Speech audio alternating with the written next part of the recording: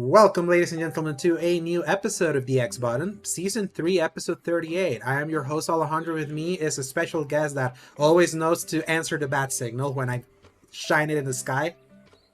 Hey man, it's Sebastian from the Single Player Experience here to give you a little bit of that energy to talk about the gaming news, to talk about what we've been playing, and to yell Falcon Punch just randomly. Yeah. I wonder if you're gonna yell it now sometime in this episode. But yeah, welcome back, sure. Sebastian. After losing an episode with you 2 weeks ago, so it's like this is technically your third recording with us this month, but it's just the second one because that went live because of. Like I addressed last week that I lost that episode and then I had to record one solo because I figured that out very late and I was not going to tell you guys, hey, let's come back and re-record the amazing conversation we had, because that was just not going to happen. So it was an interesting, because I know you do solo stuff. It was my first time doing solo, without anyone to talk about. So it was an interesting challenge. What'd you think of your first time going solo? Just hearing some of the feedback, I think it went really well. And yeah. I think what helped was that it was a very recap-ish episode because I still talked about the state of play and the Nintendo Direct, so I had the list, so I needed to read kind of when we sped through it right at the end of our very long episode. So that helped, and I try to say a lot of what I wanted to say of Starfield again, even though it wasn't not gonna be everything that we talked in those 2 hours. But yeah, it's now I have better taken care of for that to not happen again with Zoom sign outs and all that. Now I understand, because the thing is that my Zoom signed out in the middle of a recording, so it didn't registered. So I have to keep that in mind if that happens again, to just end a recording before that happens again. So, but yeah, and also Sebastian, this is our second time recording this week because I went on Tuesday. I recorded over there at the Single Player Experience a very special episode where we were talking about who we consider are the current kings of the current developer kings of this generation, and if they were the same as the 2 generations prior. And that was a really interesting kind of mind-breaking exercise when we got to current stuff. It was. We realized, we realized it's a little early in the generation to talk about that, but it's a fun conversation because, if it's one of those things to where if we do this now and then we look back, we can kind of see who fumbled the bag, so to speak, and who also kept up momentum. That's so it was a really cool exercise. Thanks for being on that episode. Yeah, it was so fun. And then sometime in the future, I'm gonna go back and we're gonna go do one for Spider-Man, especially with Spider-Man 2 so close in the horizon. And then today, this day when we're recording here, they're sending out review code for the lucky ones. We are Season Gaming. I didn't get so lucky.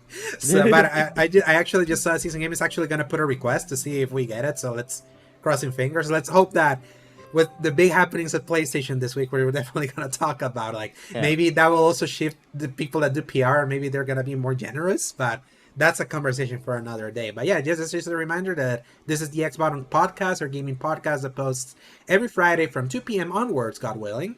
Available in the YouTube channel Escape Gaming, as well as most audio services around the world. Apple Podcasts, Spotify, and the like. You can find links in the RSS feed at tinyurl.com/escapegaming. If you enjoy our show, give us a like and subscribe. And just to kind of address with the podcasting, our podcast was also in Google Podcasts. I got an email saying that they're gonna eliminate Google Podcasts pretty soon because because it's just gonna become YouTube Podcasts or something like that. It's that's gonna be merging. So I already have a playlist of these episodes in YouTube. So for everyone that's in Google Podcasts that is listening and you don't want to lose access and all that, it's gonna become YouTube. So just I'll give you more updates as I hear them. It's I hate losing platforms, especially I had good listenership from the Google Podcast side of things. Spotify's been really good for me right now, and Apple Podcasts. So Sebastian, last time that you were here, we talked long about Starfield. But before we address the Starfield, tell me about other stuff that you've been playing.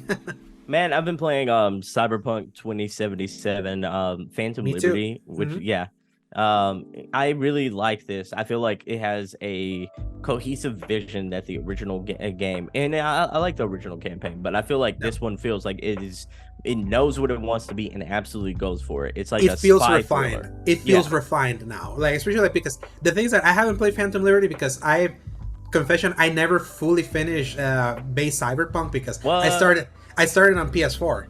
So it's like, I understand. Yeah, so it was like I was like, nope, I can't do it. It's like, this is too broken. And even with every patch, I was like, yeah, it's slightly better, but not quite there. It's like, it's chuggy. It's like it looks horrendous. And eventually, I was like, I'll wait until it's on PS5. And then by the time I got on my PS5, I had already moved on. And then I was like, I'll wait for the next gen patch. And then the next gen patch hit the week of Horizon, and I wanted to play Horizon. So I was like, Cyberpunk, you're like, you keep like crashing into my interest, so I can't like give you the time. But I said that Phantom Liberty was gonna be like my big dive back in, so I've only played 2.0, but just on the 2.0 thing, it's so refined. But you're playing Phantom Liberty.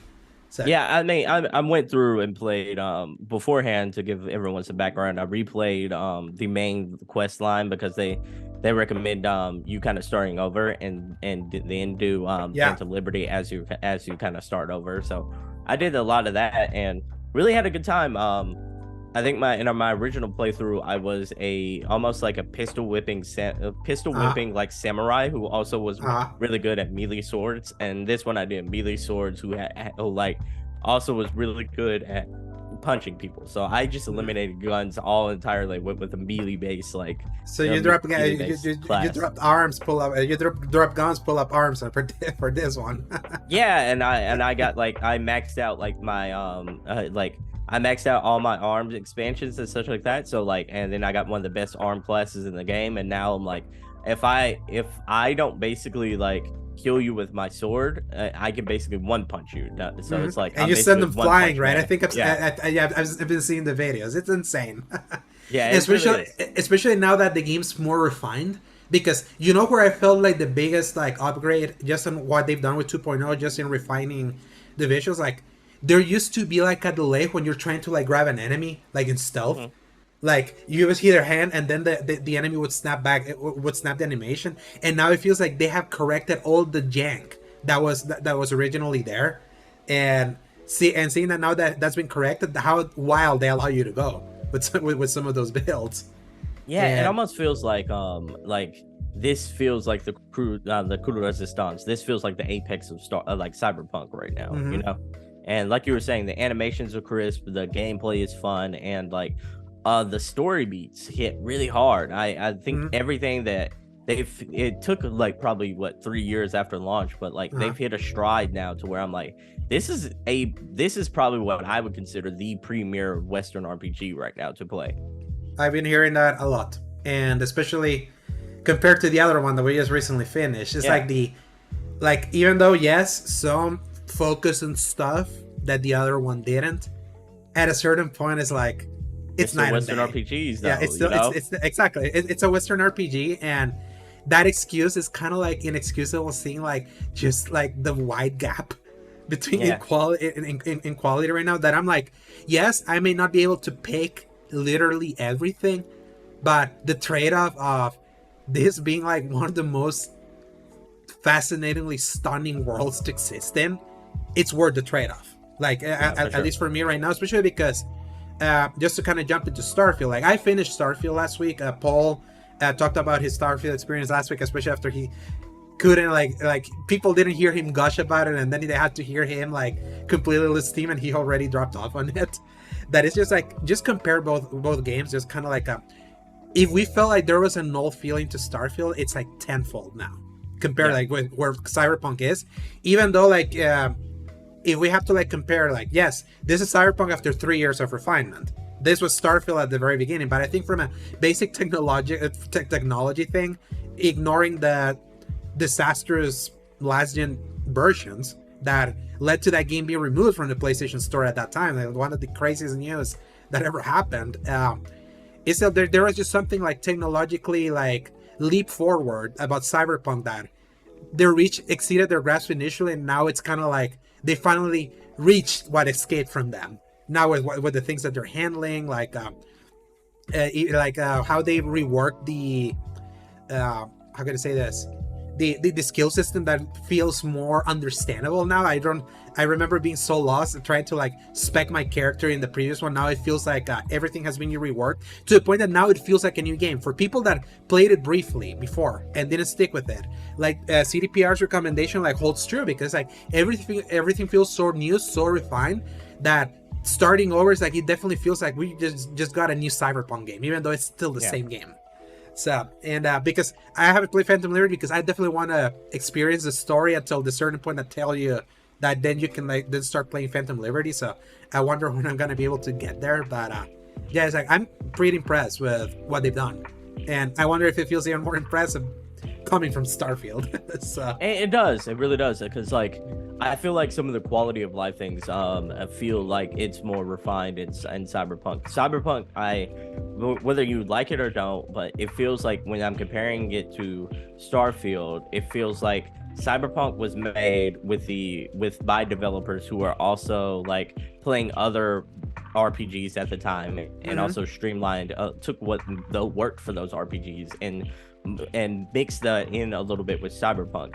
Starfield, I said this in a previous episode of the Single Player Experience podcast, is like it feels like it was made in a time bubble, like where they didn't play jack shit after like 2013, where like Cyberpunk came out and you had the ability to use your phone to basically like streamline and your quests. Interactions. Exactly, because it makes sense in the world. Why wouldn't you just call the person that you just did your job with, like something that even GTA 4 did back in 2008? And then like and then with Bethesda, like that is a problem with them, because Fallout 4 was also built in a vacuum. It's like, it's so funny that they make their games in bubbles.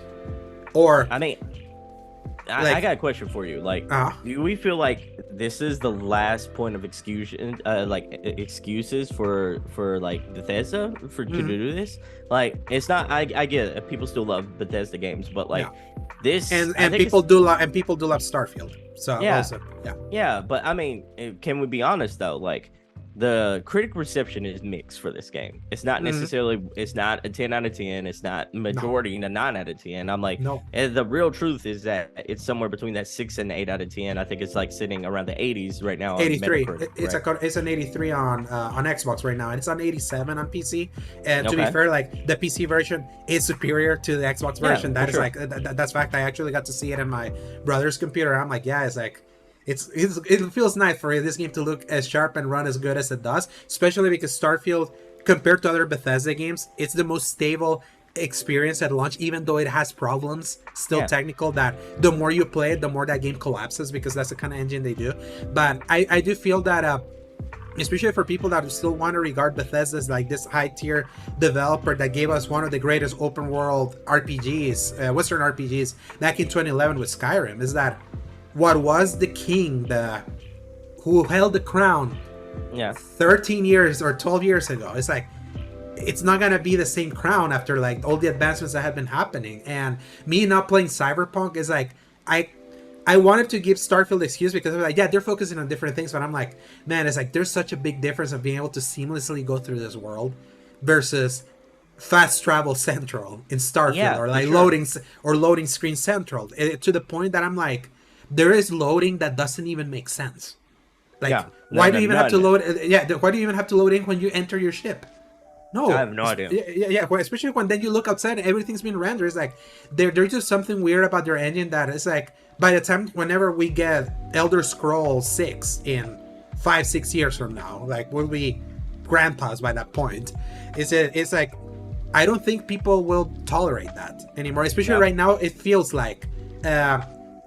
Obviously there's the Copian, obviously, because I kind of talked about this more, but I feel it's more stronger now. It's like there was definitely a more strong desire for this game to be better than it actually was, especially talking about Starfield, especially because of its gravitas as a Xbox exclusive, especially because they usually don't have that, and this is the only one that has caught the zeitgeist. Like 10 million players already, that's like big. Those are big numbers. Like, obviously, huge numbers, it's like, obviously, I mean, Tears of the Kingdom got 12 million in 3 days, but that's Nintendo. That's different things, different ways. It's like, this is Xbox trying to prove themselves. At least they got zeitgeist excitement out of it, but they didn't get the critical love or kind of like praise that many other games of similar ilk have gotten. Obviously, everyone has their opinions, and I know that a lot of people have really enjoyed just delving outside the story. I don't know if you saw a video of someone that they made like an entire factory like inside one of the planets that like mines literally every single kind of like every single resource that you may possibly want is like a complete factory that they made under with the game's tools. So it's like that's kind of cool that the game has that kind of malleability, but it doesn't have that polish. And the story, people kept saying this is the best main quest story Bethesda has done, and I'm like, bullshit. Yeah. No. I'm like, that's really like over trying to sell me a bill of goods there. It's like, this is just our fine artifact central to justify a new game plus that is conceptually cool, but in execution I don't like. So it's like the joy that I found was like every other Bethesda game in the side stuff. Like, I really enjoyed Ryujin Quest, even though that was where I felt, because you were the one that pointed out to me like the lack of quality of life of like, yeah, it's like I wish I could just call to just be like just complete, and that was the side quest that really hit hard for you. Really hit hard of like, go here, go back, go here, go back, go here, go back, and then on top of that it was like Neon, the place with the most loading. Yeah. So it was like it just like misses on flow.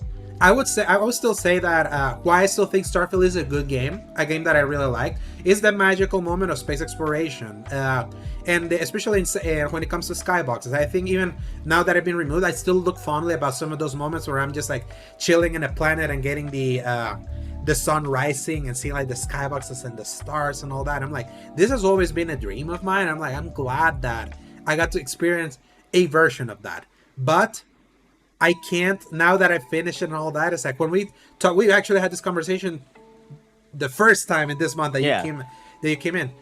Is this a legit Game of the Year contender? And I'm like, the only reason why I would see it is just politics at this point. Yeah, now sure. I feel it would be politics just to try to give a bone to the Xbox side, just based on the popularity and the people that champion it that don't give score reviews. But I just can't. I legit cannot back that. Because it's like, this is a really good game, but I've played way better things this year. And just right now, like, and especially with Cyberpunk, I am totally feeling like the dataness feels even more stronger now. Yeah. Not to say that Starfield is bad because of that, but it's like Cyberpunk is just that much superior. Now, this version much better. Yeah. It's much. I actually think here's the thing. Like, technical difficulties aside, I think base Cyberpunk, it was still better than base Starfield.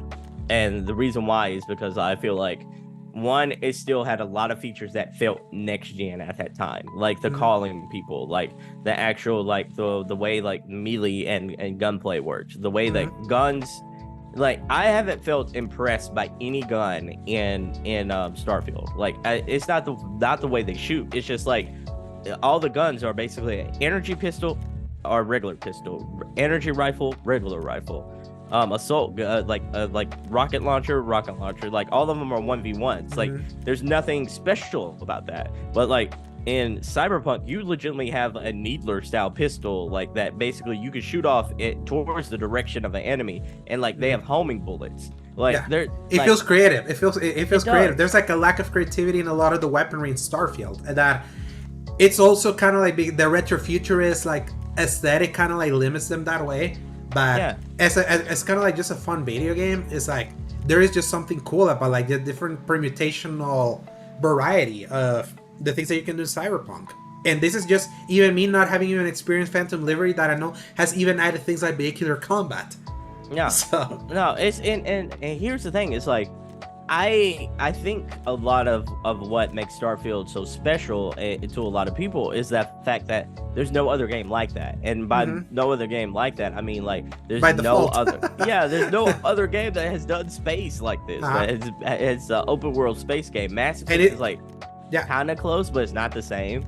Yeah, this is kind of like just a step above Mass Effect, but it's still very similar, kind of like in that similar like segmented area of space exploration. It's just like Starfield finally like broke the spell for me in a way that of understanding that to be able to get the grand space opera that you get to go to planets and all of that, compromises have to happen.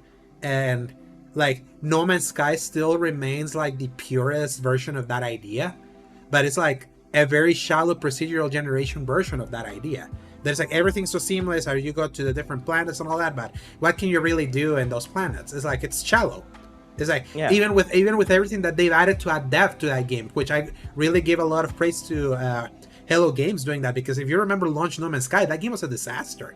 Like there was nothing. It was like procedural generation, the game like laid bare, like ocean wide span, but kind of like inch deep. That was kind of like what that game was, and they have been able to like add a few more depth, but not even close to adding like a sense of story, like at least Starfield attempts to have in many places. Whether you like the story or not, it's like at least that's what Starfield does do better than No Man's Sky, but it comes with those compromises. And then we have Star Citizen that has been in development for 10 years now. That was supposed to give that, and it's still not out, because it's like trying to do that kind of like the idea like what the perfect space game would be. I think is just out of reach for many developers without like smart without like a smart how can I say this compromises. So you're here's gonna the say thing though, it's like I get that, I do get that, you know, like, but I also think like and you might disagree with me with this. I think if another studio did this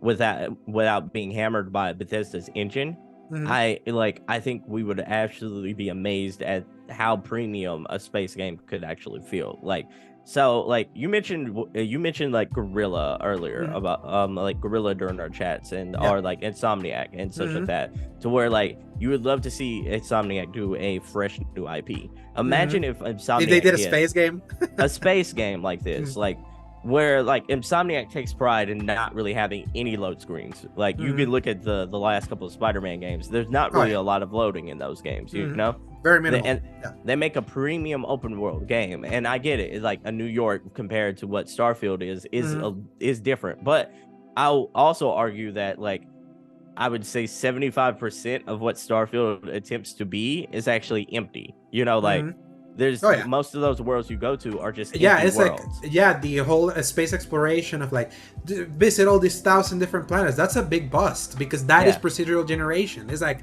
that just didn't compute with the more handcrafted approach of things. That's why I didn't really engage after a few times where I just went for sightseeing and picture taking. I didn't really engage with exploring most planets outside of where they were telling me to go, because it was so empty. Because then at a certain point, it's kind of like I tell you, it's like I feel like someone can do what Starfield did, like at a better fidelity and like and better polish, but I also feel that they would also be smart at limiting the scope to be able to provide that, because it's like it's Starfield's attempt to try to do it so wide, especially with their technology. It's like that's where you reach those limitations, and it's not as impressive overall as it could or should have been. No, but just imagine, like, you've seen what Insomniac game is. You also seen what Guerrilla has done with our Horizon series. Imagine what they would do with like maybe 13 to, well, let's just put it like this. Imagine what they would do with like, when was Skyrim released? 2011. Okay, so Horizon, with the Horizon series, what Guerrilla did with the Horizon series, it's been how long has it been between those first two games? So it was like Horizon Zero Dawn was 2017, and 5 years later was Forbidden West. Imagine what they can do with a 10-year gap. A 10-year gap where they got to work on a new IP and actually make a space game. Do you feel like we would have the same excuses that we also have for Bethesda right now?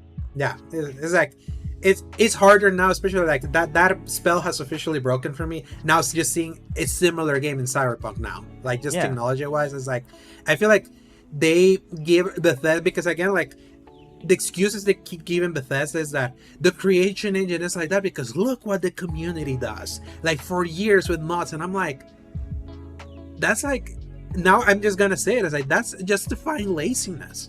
Because exactly.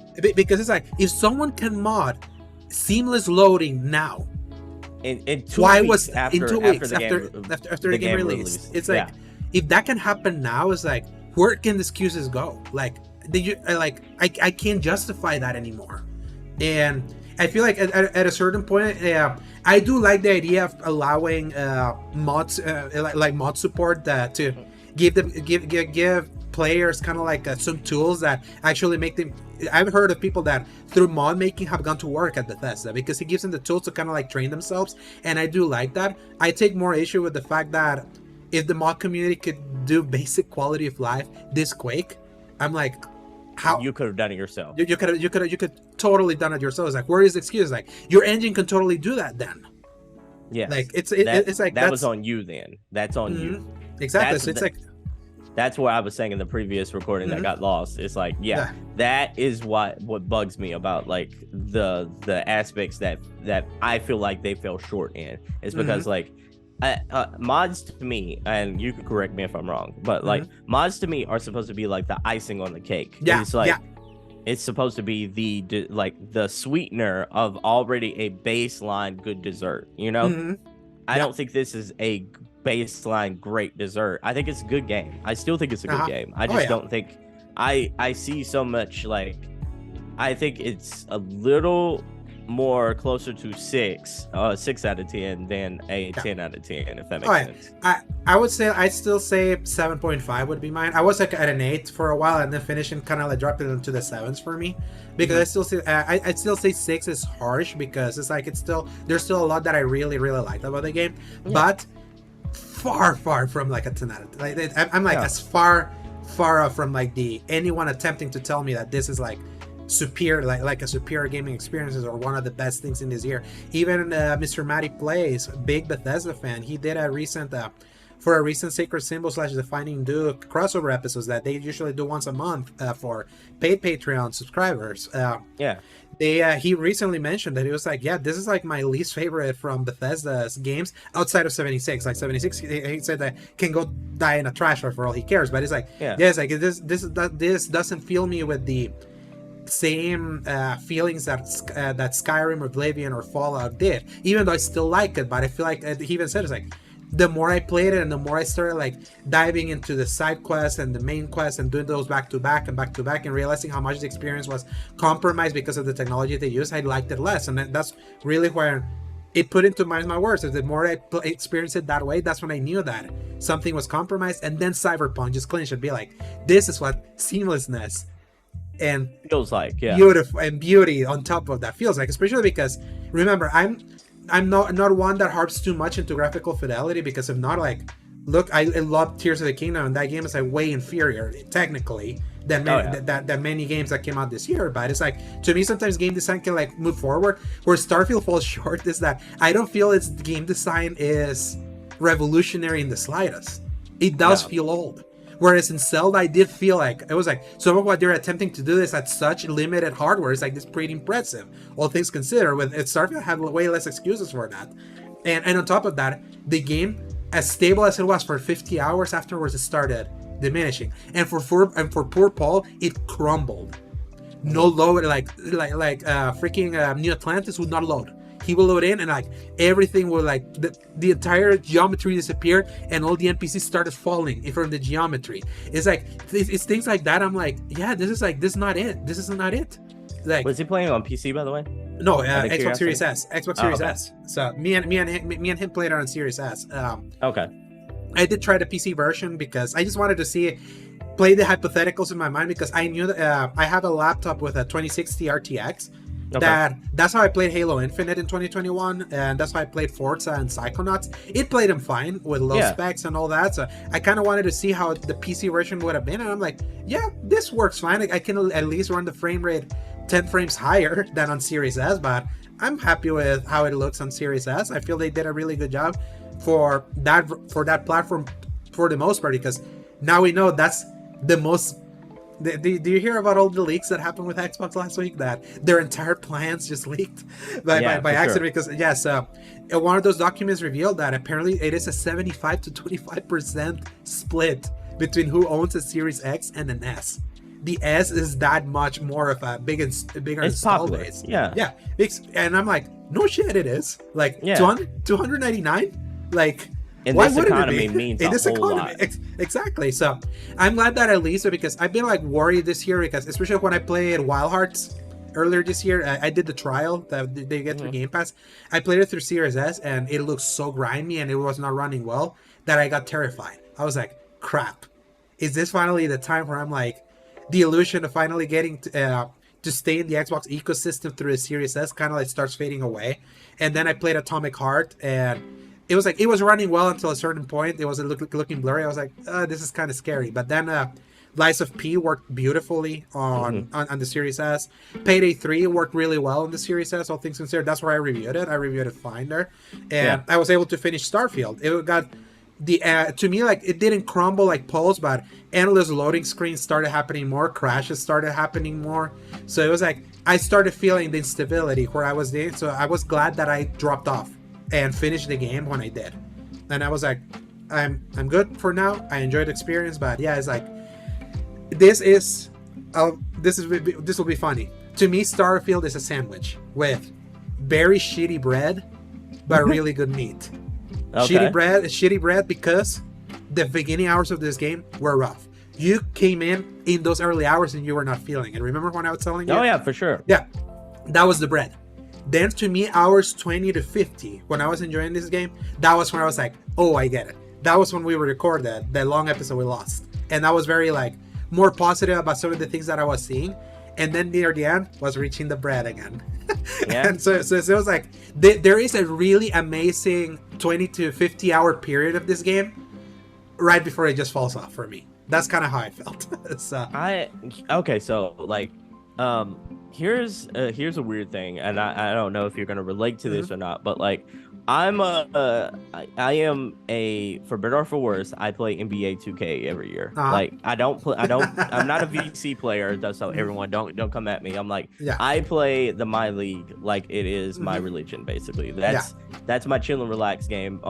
Usually, like I always gravitate back to it. My brother does the same thing. My brother exactly does the same thing, I think. So I know what you mean. I've seen it. So. Yeah, so I'm like, I don't spend money outside of buying the game, but I do say that, like, I know that is a premium experience on the court, but everything outside the court feels janky. If that makes sense. And I have never felt another AAA game give me that NBA 2K feeling to where, like I can't. Like Starfield. I couldn't stop playing. Yeah.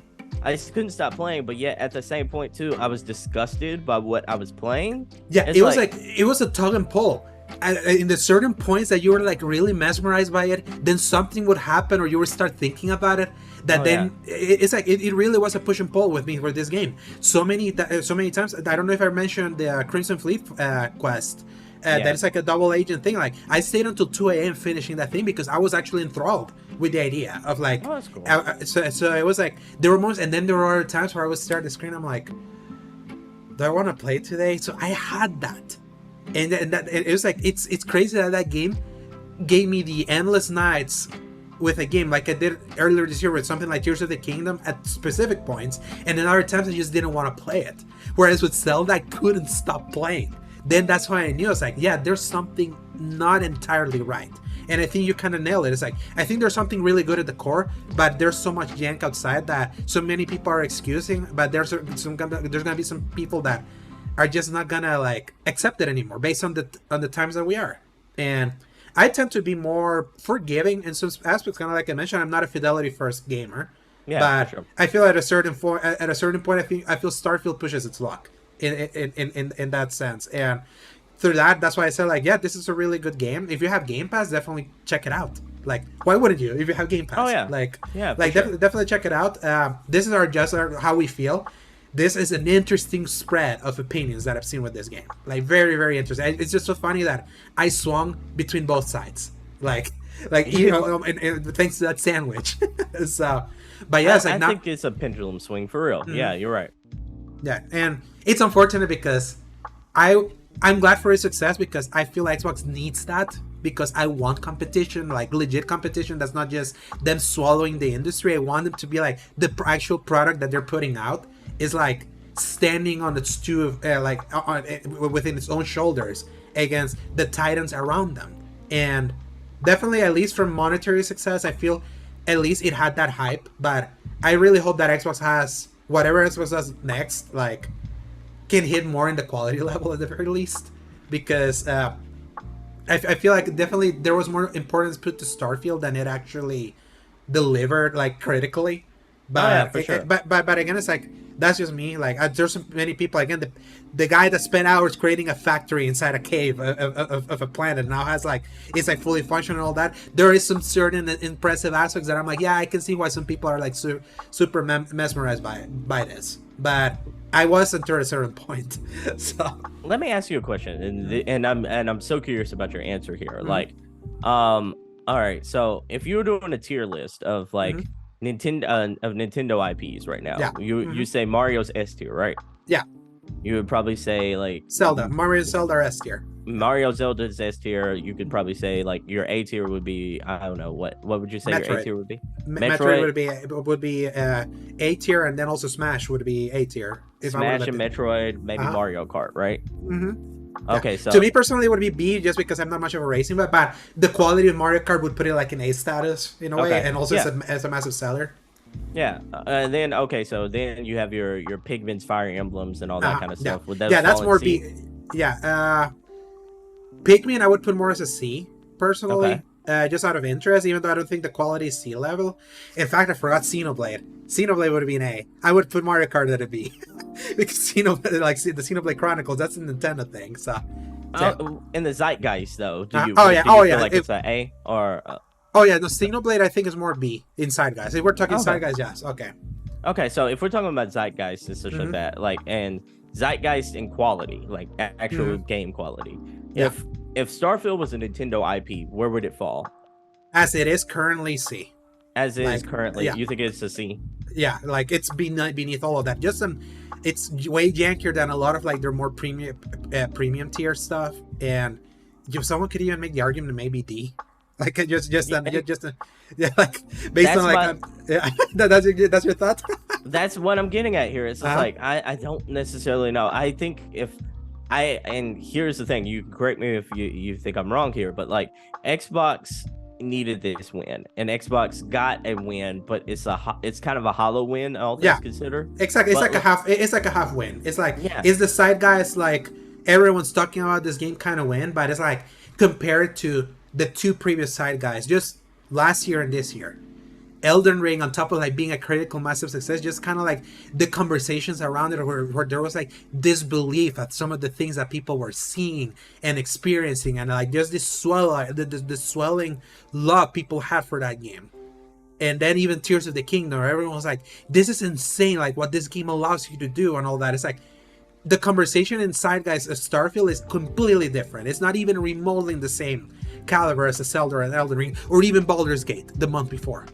Do you think it's of the same quality as those? No, either though. No, yeah, so not even. So that's why that's the thing. Is like it attempted the Side Guys that everyone is talking the same amount about that game, kind of like the other ones, but the conversations around them, if you look at what the conversations are, is like way more divided. And there's a lot of man, this is incredible, exactly what I wanted. There's a lot of like, this is crap. It's like, what are people talking about? It's like, look at this janky shit or things like that. So it's like, it has Side Guys, but the conversation is definitely not like the 100% positivity that even Skyrim was back then. Which, by the way, like, that's ignoring the PS3 problems of Skyrim. That a lot of people very conveniently try to like cut the PS3 version from any conversation, and while still trying to give Bethesda kind of like its flowers in 2011. So and I want to make this clear to everyone. Like, Starfield is probably my, if not my most played game this year, probably in the top 3 easily. But I don't necessarily know if Starfield is as great as we kind of imagine it should, as it should have been, one, and then as two, as what a lot of people proclaim it to be. Because like, if this was a PlayStation IP, would this be and I'm not trying to fan the war here. I'm just trying to say, objectively speaking, if this was a PlayStation IP, would this be another Days Gone? I personally like it better than Days Gone personally, but it's definitely kind of like Days Gone is considered like, with everything that Sony released that generation, especially being put as like a big thing, Days Gone was definitely kind of like in lower tier. The thing is that where what's funny is like that would be like D tier PlayStation, but this is like B tier Xbox, if you know what I mean. That's the thing. I think the scale is different. Yeah, the scale is different because of that's where they're currently at. Like, you got like something like Halo Infinite that started in A tier and dropped to a C to me because of how like quickly that unraveled for them. They only have one legit S tier franchise in Forza Horizon specifically. Yeah. Gears of War has been like so dark. It was like they only had 2 Gears games in the last generation, and they were just like more Gears of War, and that felt more like what used to be an S tier, A tier franchise in the 360 era could considerably still be like a very A minus, maybe B plus franchise based on like how those games hit, and just being your dreaded more of the same like iterative sequel. So, would you be excited for a Gears of War announcement right now? Kind of, because it's like it's been 5 years since... if they announce Gears 6, would you be excited? Yeah, because I enjoyed 5. That's the thing. I enjoyed 5 too. I enjoyed 5 a lot. Especially I enjoyed 5 way more than 4. 4 was very kind of came and went for me. I was like, oh yeah, this is the Force Awakens of Gears of War. It's like it feels like I'm reliving the greatest hits of the original. That's kind of cool because it's like you need a Force Awakens to prove that a new creative team can do the old thing. So you gotta like do something similar before venturing off to do your own thing. And that's where I feel Gears 5 succeeded a little bit. But the thing is that they succeeded, but it's still more Gears of War. And at a time where that is no longer the zeitgeist after, because the zeitgeist was Gears of War 3 in 2011 when the original trilogy ended. So it's like I would enjoy it just from personal because I do enjoy Gears, and it's been now 4 to 5 years. I like my long gaps sometimes between sequels because it makes me miss it a little bit. But I don't think it will be like, oh yeah, Gears of War 6 is gonna be this everyone crumble in fear for what they're about to do and all that. I don't feel Gears is no longer that unless it's like a massive reinvention. But then at that point it's like, is it still Gears? Is it still Gears? so the reason why I asked is because like let's get to the bigger conversation here. Like Xbox needed Starfield to be a game of the generation and also like a turning of the tide. Yeah. Do you feel like they accomplished that with Starfield? Yeah. Critically, no, not even close. Okay. From people paying attention to their platform, slightly, I would say, because it's like it did move, like it did move kind of like conversation. So it's like we know that they still have some capability of like at least steering conversation around their game.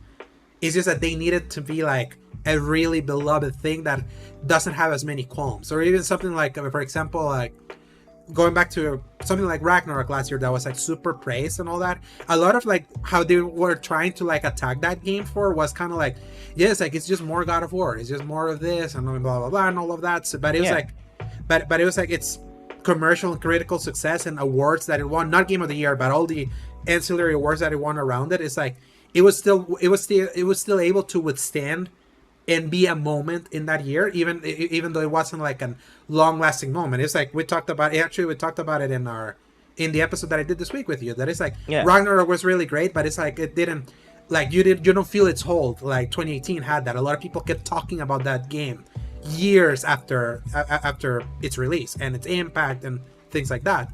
So I feel Starfield like definitely.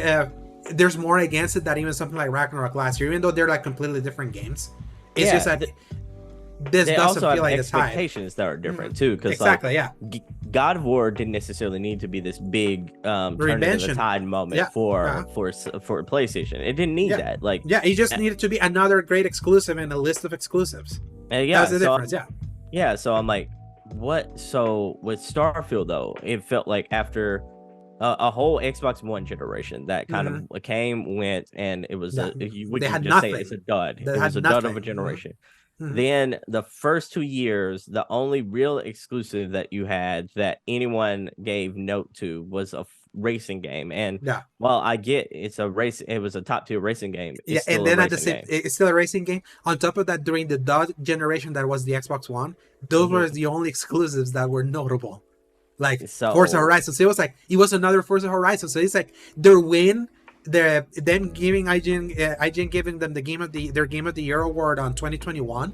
That felt that was like it still felt a little hollow because it was still stuck in the old ways when everyone has been wanting Xbox to turn that, because it was like the classic Xbox thing of, how can I say this, the burger, fries, and shake.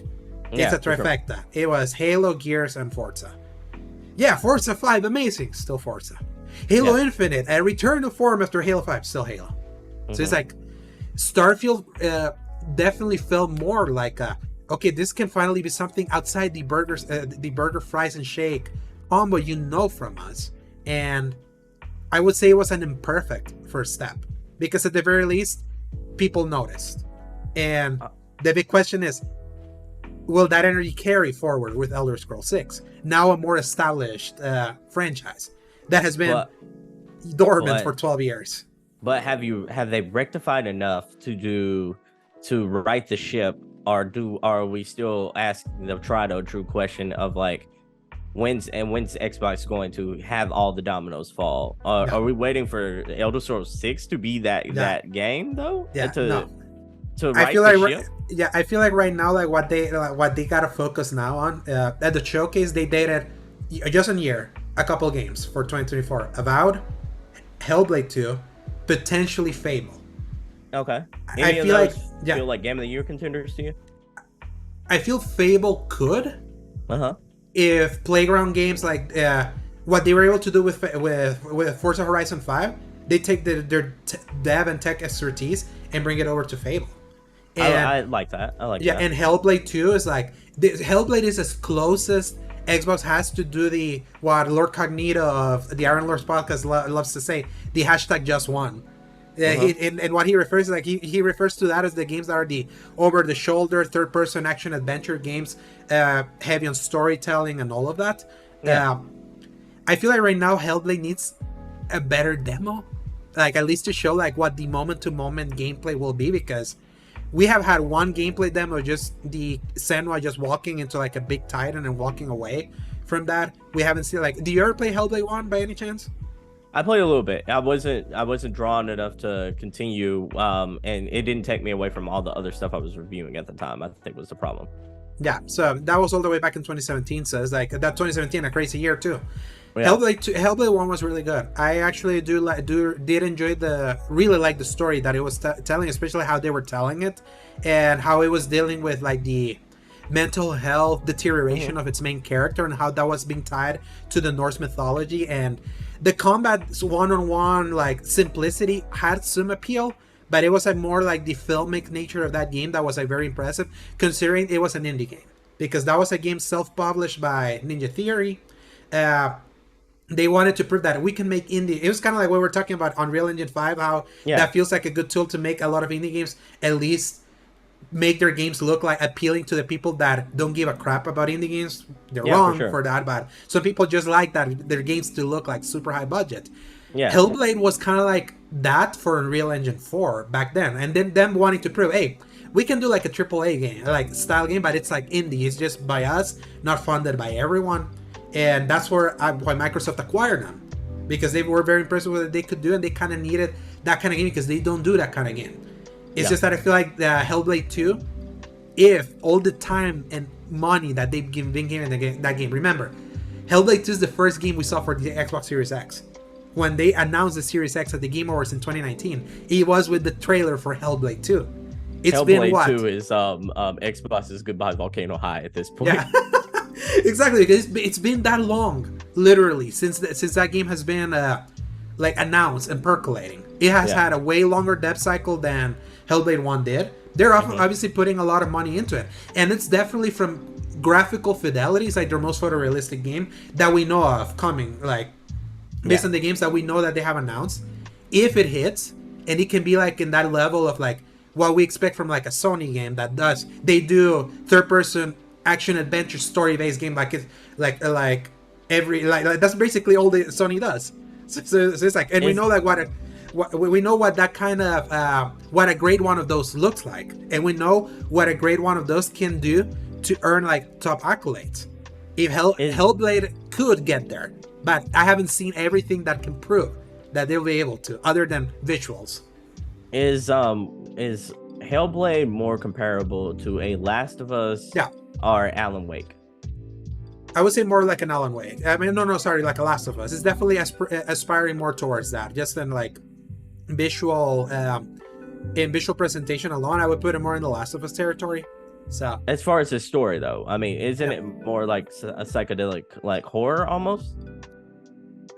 Yeah, okay, I see what I mean. Yeah, Alan Wake-ish. You know what I mean? Yeah, Alan Wake-ish, but it's not quite horror. It's just kind of like, it definitely has startling imagery, based on like on based on some of the way that they're like portraying the Nordic side of mythology.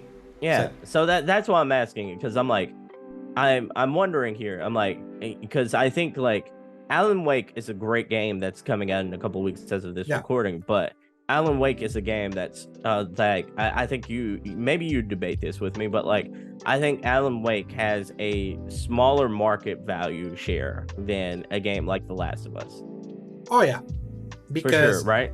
Yes, because The Last of Us, especially the original one, was like a tide change. It was like an industry changing moment. But that type of even then, like The Last of Us, you know, it's like, even though it's different, it has some Uncharted flair to it. It almost has like an action adventure kind of vibe to it, even though it has some horrific moments.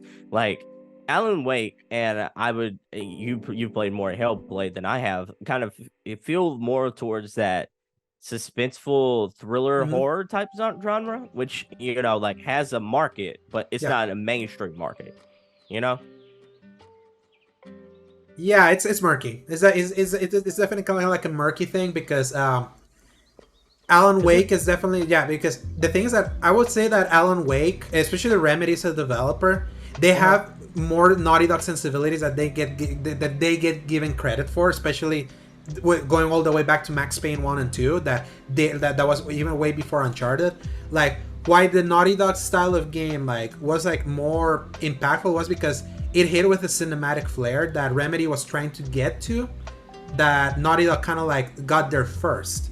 And especially with Alan Wake 2 coming soon, is like the first Alan Wake game was an action game with a horror stint. This new one is a survival horror game. It taking a lot of the things that they've learned cinematically since like Quantum Break and Control and things like that. So it's kind of like different. And right now, like, there's a lot of hype that Alan Wake is receiving from like a lot of preview coverage that I saw 2 days ago, actually. A lot of people got to play for like 3 hours, and even someone like SkillUp was saying that that's his most anticipated game for the rest of the year. That's including Spider-Man. So that tells you a lot that what they've shown of that game, that for people that played it, could make Alan Wake 2 like a breakout that Alan Wake 1 wasn't. So there's always that chance that one of these games can be like a breakout. Like Hellblade 1 wasn't like this breakout hit. It was just a really interesting game that came out in 2017. Now a sequel that has Microsoft's backing could be like a blowout. Especially word of mouth is really good. So, go ahead. Yeah, but it's like, that's just saying hypothetical, just based on the games that we've seen being rewarded before. So it's going to depend on a lot of genres more so than anything else. Like, I think there's like certain genres obviously do better than other genres in this industry, right? So I'm like, it seems like, you know, like, I think Alan Wake 2 is going to be a fantastic game based on all we're hearing about it. I'm not saying that. What I am thinking is just like, I think there's a certain reason why, like, there are only a couple of studios that are in the AAA landscape that do the games like Dead Space and Callisto Protocol and stuff like that, because like there's only so much market share that those games kind of take up, right? Like survival horror games has a big audience. It's just not quite Uncharted Last of Us audience, you know? Yeah, Last of Us is like a weird outlier that it was that successful. Yeah, like weird outlier. But hence why I feel like something like Hellblade 2, especially positioned like it is, because that's the thing. Like Hellblade 1 was just like a random indie game that came out the same week as Uncharted: The Lost Legacy and Sonic Mania. It was just one of those like many games, and it was originally just exclusive to PlayStation because PlayStation was easier to do self-publishing back then. Now it's like they are positioning this sequel as like a big deal, one of those kind of games, and it depends in seeing if it actually hits. And just on visual alone, I feel that could be like the one that can bring the snobbies, the snob people that love their visual fidelity into like to really pay attention, like in a way that obviously that was not Starfield's intent, but there's like something to be said, like especially now with Phantom Liberty, like how much that can really be attractive to many people. Again, not my focus, but so many people do focus on that. I feel Hellblade could be that game for Xbox, and especially because they have so many. With Game Pass alone with Xbox is like an interesting proposition, and it will remain an interesting proposition for them. Just like, is that enough for like side guys change? One would think. It's so funny that the numbers don't reflect that, or who's still the market leader by just inertia, I would say. But but it's like, yeah, I think Starfield at least brought the eyes into Xbox. Is it the win? No. I think no one can like legit say that it was the win that fully changes the tide. And at the very least, is what Xbox has been saying, like they see Starfield as like the beginning, restarting the cadence they lost, because they had a cadence in 2021 from Flight Sim, Psychonauts 2, Age of Empires 4, then releasing Deathloop exclusive over there, but that's still a game that's under them. But and then Forza Horizon 5 and Halo Infinite. That was like just the last 4 months of 2021. At that point was like, with everything Xbox has, and look at the quality of something like Flight Sim or even Psychonauts and even Forza Horizon, and the initial reactions to Halo Infinite is like, they even won the Publisher of the Year in 2021. Everyone was like, yeah, it's like they got that cadence now. It's like, they come here to fight now. And then 2022 happened. So it's like, and we saw emails, and Microsoft says that this was a disaster of epic proportions, that we're going to go 16 months between like big releases. It's like, that's unacceptable. And they even said of like them trying to delay stuff to finally get a cadence going.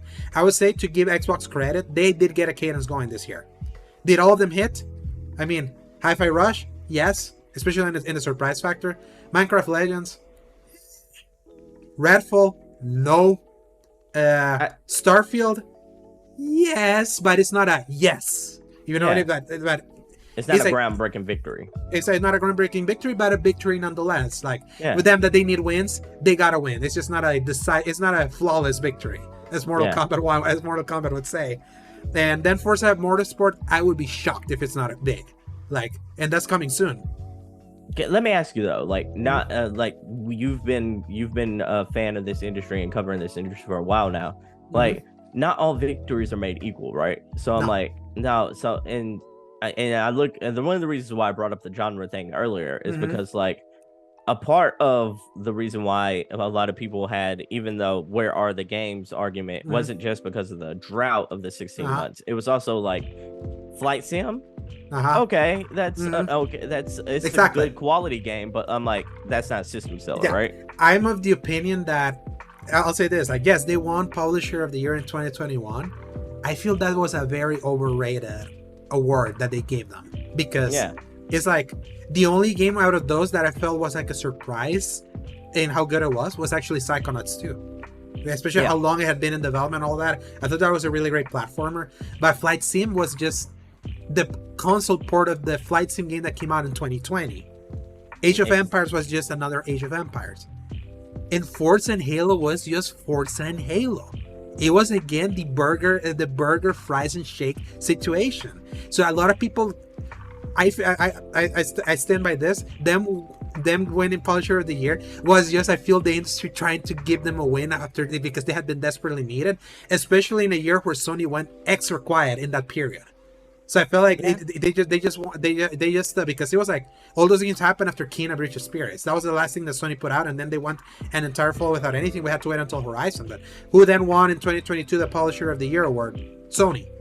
But then when you see the games that they put out, for Horizon Forbidden West, Gran Turismo 7, The Last of Us Part 1, God of War Ragnarok, just on Ragnarok and Horizon alone, just on quality alone, I feel those games are superior to any of those 2021 Microsoft Publisher of the Year award games. That's just me. Like, and even I say that as someone that I already said my things that Ragnarok hasn't stuck with me before. Like, I can objectively say that at the very least. It's like, it's very, very different.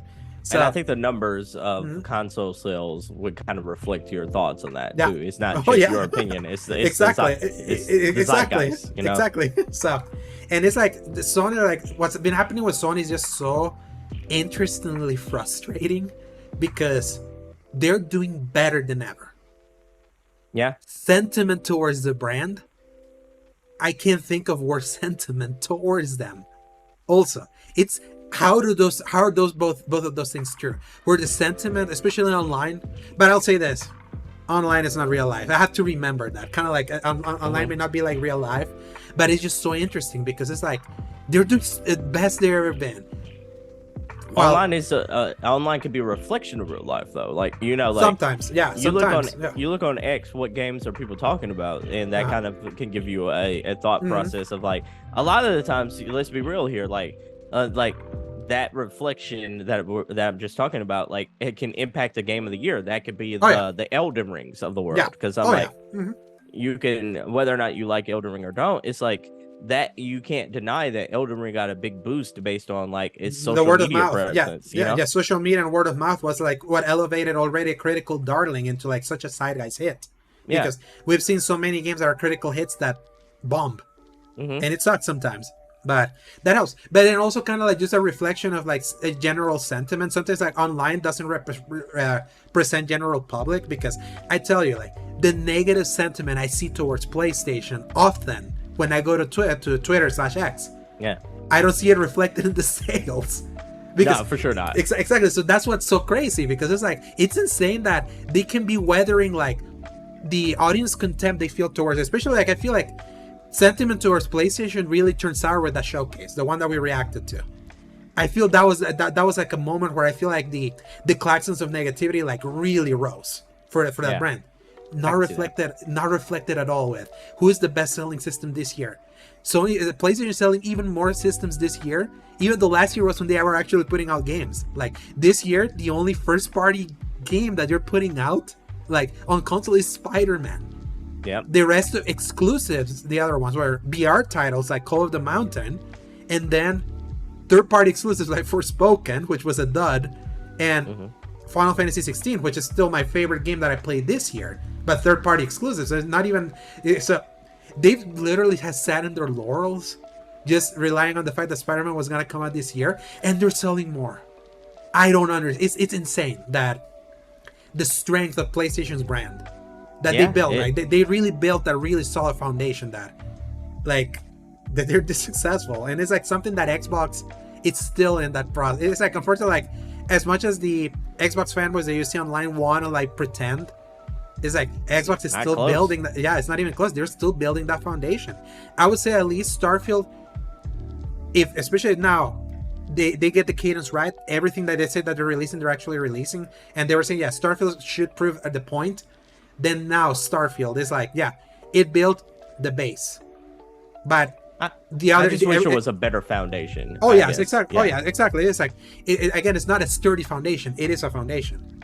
It's anything else. Everything else that comes after this: the Avows, the Fables, the Hellblade 2s, the Clockwork Revolutions. Some of the games that we saw announced in their last showcase. They gotta be like the critical hits, so that. The monetary kind of like zeitgeist foundation that Starfield set is built upon strongly, that then it can be seen as like, they're finally like in fighting shape. But then like you have things like Phil Spencer at that kind of funny interview being like, Starfield could be at an 11 out of 10 and it wouldn't change anything. It's so funny. He sandbagged the game back then. He knew. When you think about that, he knew. But the crazy thing is, I don't necessarily know if I agree with him, because I'm like, if Starfield was an Elden Ring, that could change everything for them, you know? Like, that is a foundation that I'm like, man, I'm excited to be an Xbox owner. I'm excited to see what has to come, because they're dropping games like that. And I feel like we got to talk about objective facts now. Maybe it's like, it shows us that all the money in the world can buy quality. No. And I feel that's like that's just factual. That it's like, yes, they have spent all this amount of money in studios, but it's like it doesn't replace talent. And it just goes to show you, like, the games that have been the zeitgeist both commercially and critically, it's a reflection of the talent involved.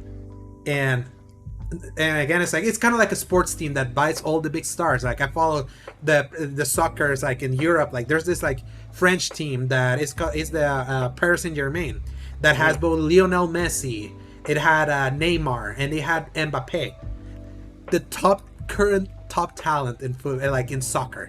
Yeah. Do they win? Sure. No. Sometimes money can break. It's so crazy, right? It's like sometimes, that plays out everywhere. It's like money can't buy quality and talent. like at all. Like, or when you think like just bringing, and it's so funny. Like Xbox had an equivalent of Paris Saint-Germain when they did the initiative, and they brought in Drew Murray from Insomniac, all these people for like top talent from everywhere. They couldn't get anything together, and everyone left. So it's like it takes more. It's like the development culture over on Xbox. It's people have to really see that. It's like it's like not in that level that everyone wants or pretends the other two competitors are. And I say that as someone that owns all of them, and I criticize all three of them equally. In this show, I have blasted, like, I mainly play on PlayStation. I don't think I've talked more shit of any company I've been covering, like, since I restarted this show in 2021 than Sony. So it's like, but I can see, like, who does the good things and who's been doing the bad things. And for sure. I definitely can't wait to talk about PlayStation recently, especially after breaking news that had me grinning like the Cheshire Cat. So what is the breaking news, man? Press X. Press X for the news.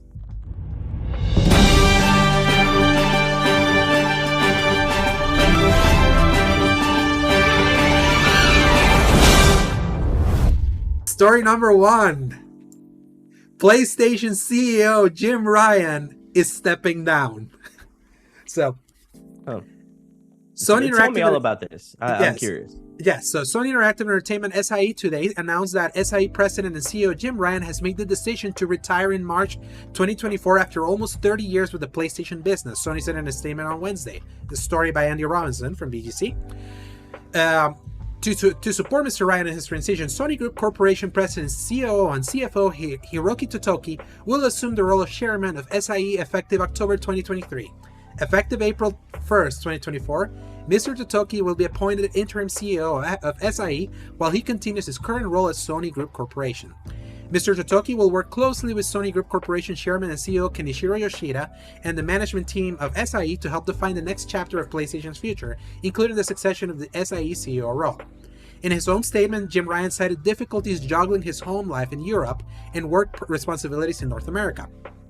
After 30 years, I have made the decision to retire from SIE in March 2024, he said.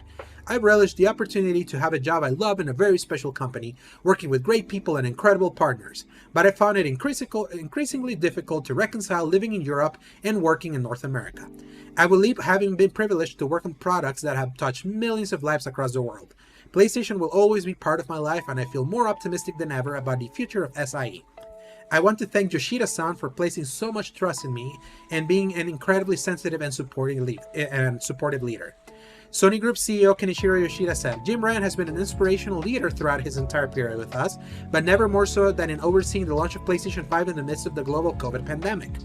That extraordinary achievement made by the entire SIE team has been steadily built on, and PlayStation 5 is on track to become SIE's most successful console yet. I'm immensely grateful to Jim for all his achievements. Respecting Jim's decision to finish his long career at Sony leaves me with an important decision regarding his succession, given the significance of the game and network services business. We have discussed intensively and have determined the new management structure. We aim to achieve Sony Group's further evolution and growth through bringing even greater success to the games and network services business. The upcoming interim CEO of SIE, Hiroki Totoki, added, I would like to express my heartfelt gratitude to Jim Ryan for his astounding achievements and contributions over his 30-year career at Sony, including the great success of launching the PlayStation 5.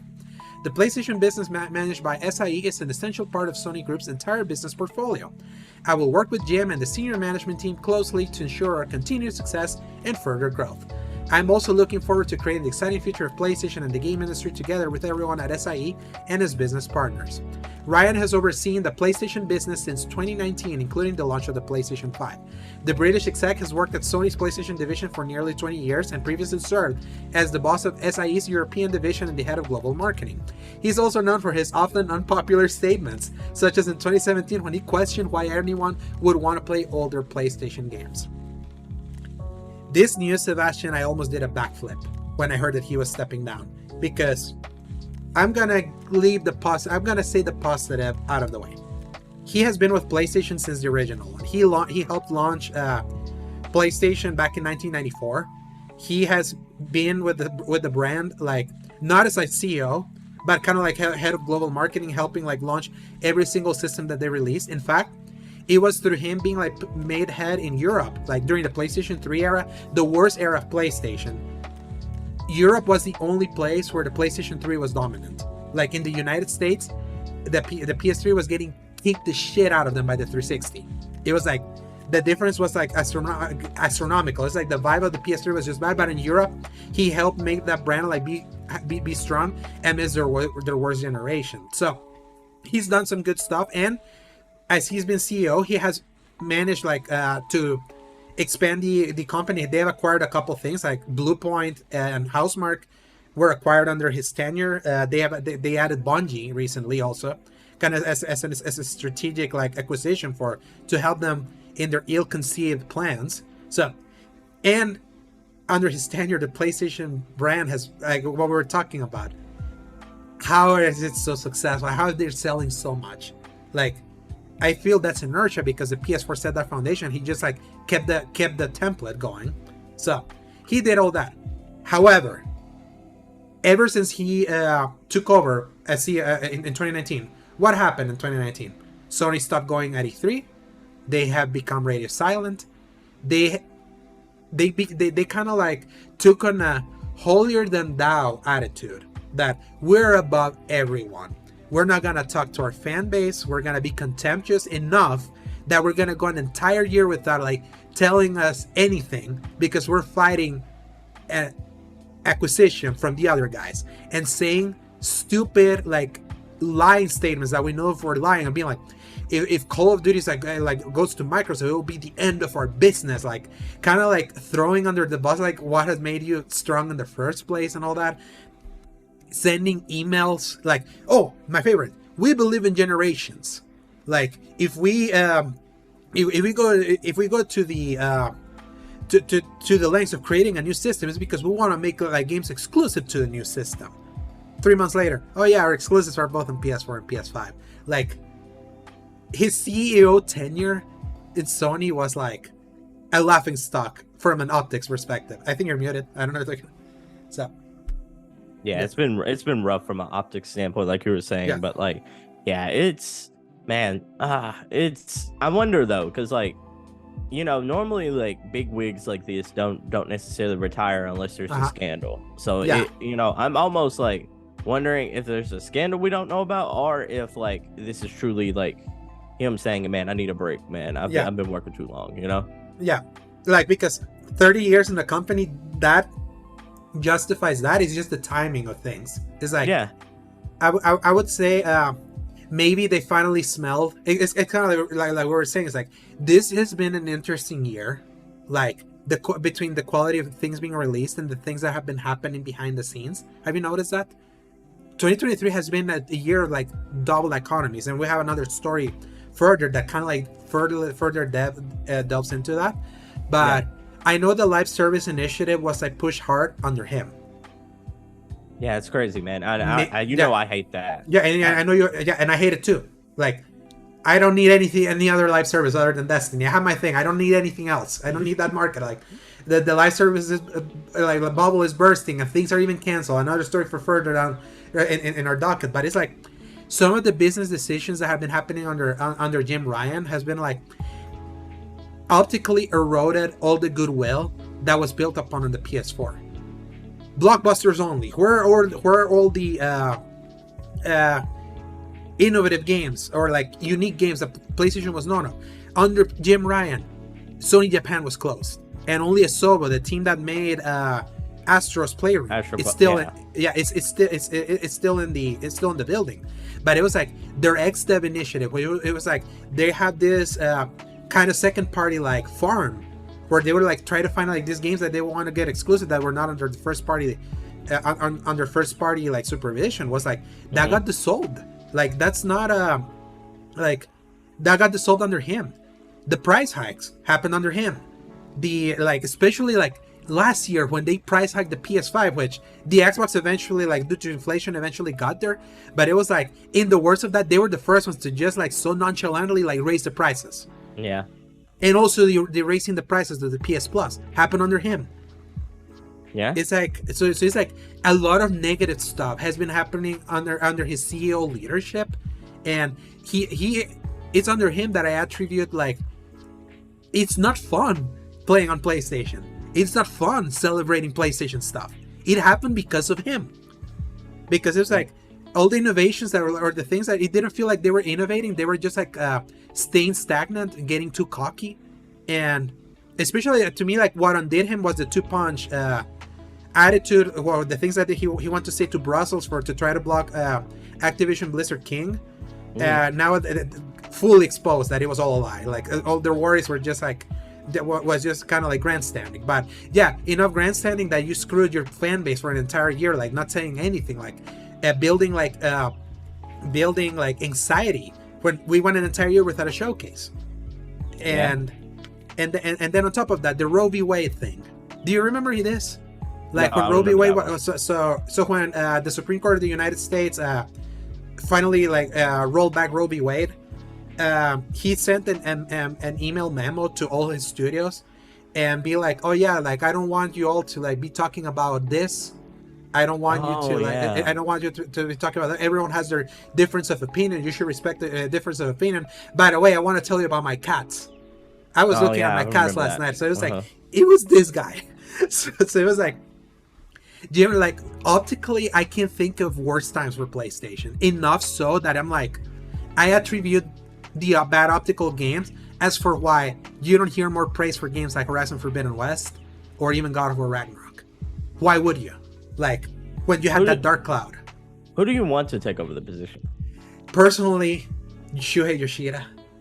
Okay. Like, yeah, I would love that. Like, obviously, like I'm not the only one that said that. Greg Miller was at first when this broke. He was like, "Put Shu as the head." It's like Shuhei Yoshida, long tenured. He's been long tenured over at Sony. When he was overseeing first party, late PS3, early PS4, golden times. He understood the business on top of like understanding like what gamers want. He was likable. He still is likable. I love sometimes like obviously they put him like the things that then they basically demoted him and put him over indies while Herman Holst, who you kind of like took over like first party development and all that. Under Herman Holst, they've stayed the course, but it like Sony as a whole, like in their exclusives, has just felt colder in a way. I would hope Shuhei would be. They would like see that they have someone in Shuhei and they would put him as CEO, because I don't think of anyone that actually loves games like him. Jim Ryan, he pretended to love games, but the way he talked about them, like when they asked him in that interview in 2021, I said, so what are you playing recently? So I am playing this recently released exclusive by Insomniac Games, Ratchet & Clank Rift Apart for the PlayStation 5. Who talks like that? Yeah, like, it sounds robotic. It sounds exactly. So it's like it's so robotic. Corporate. It sounds corporate. They had a corporate suit overseeing Sony, and that's how PlayStation has acted.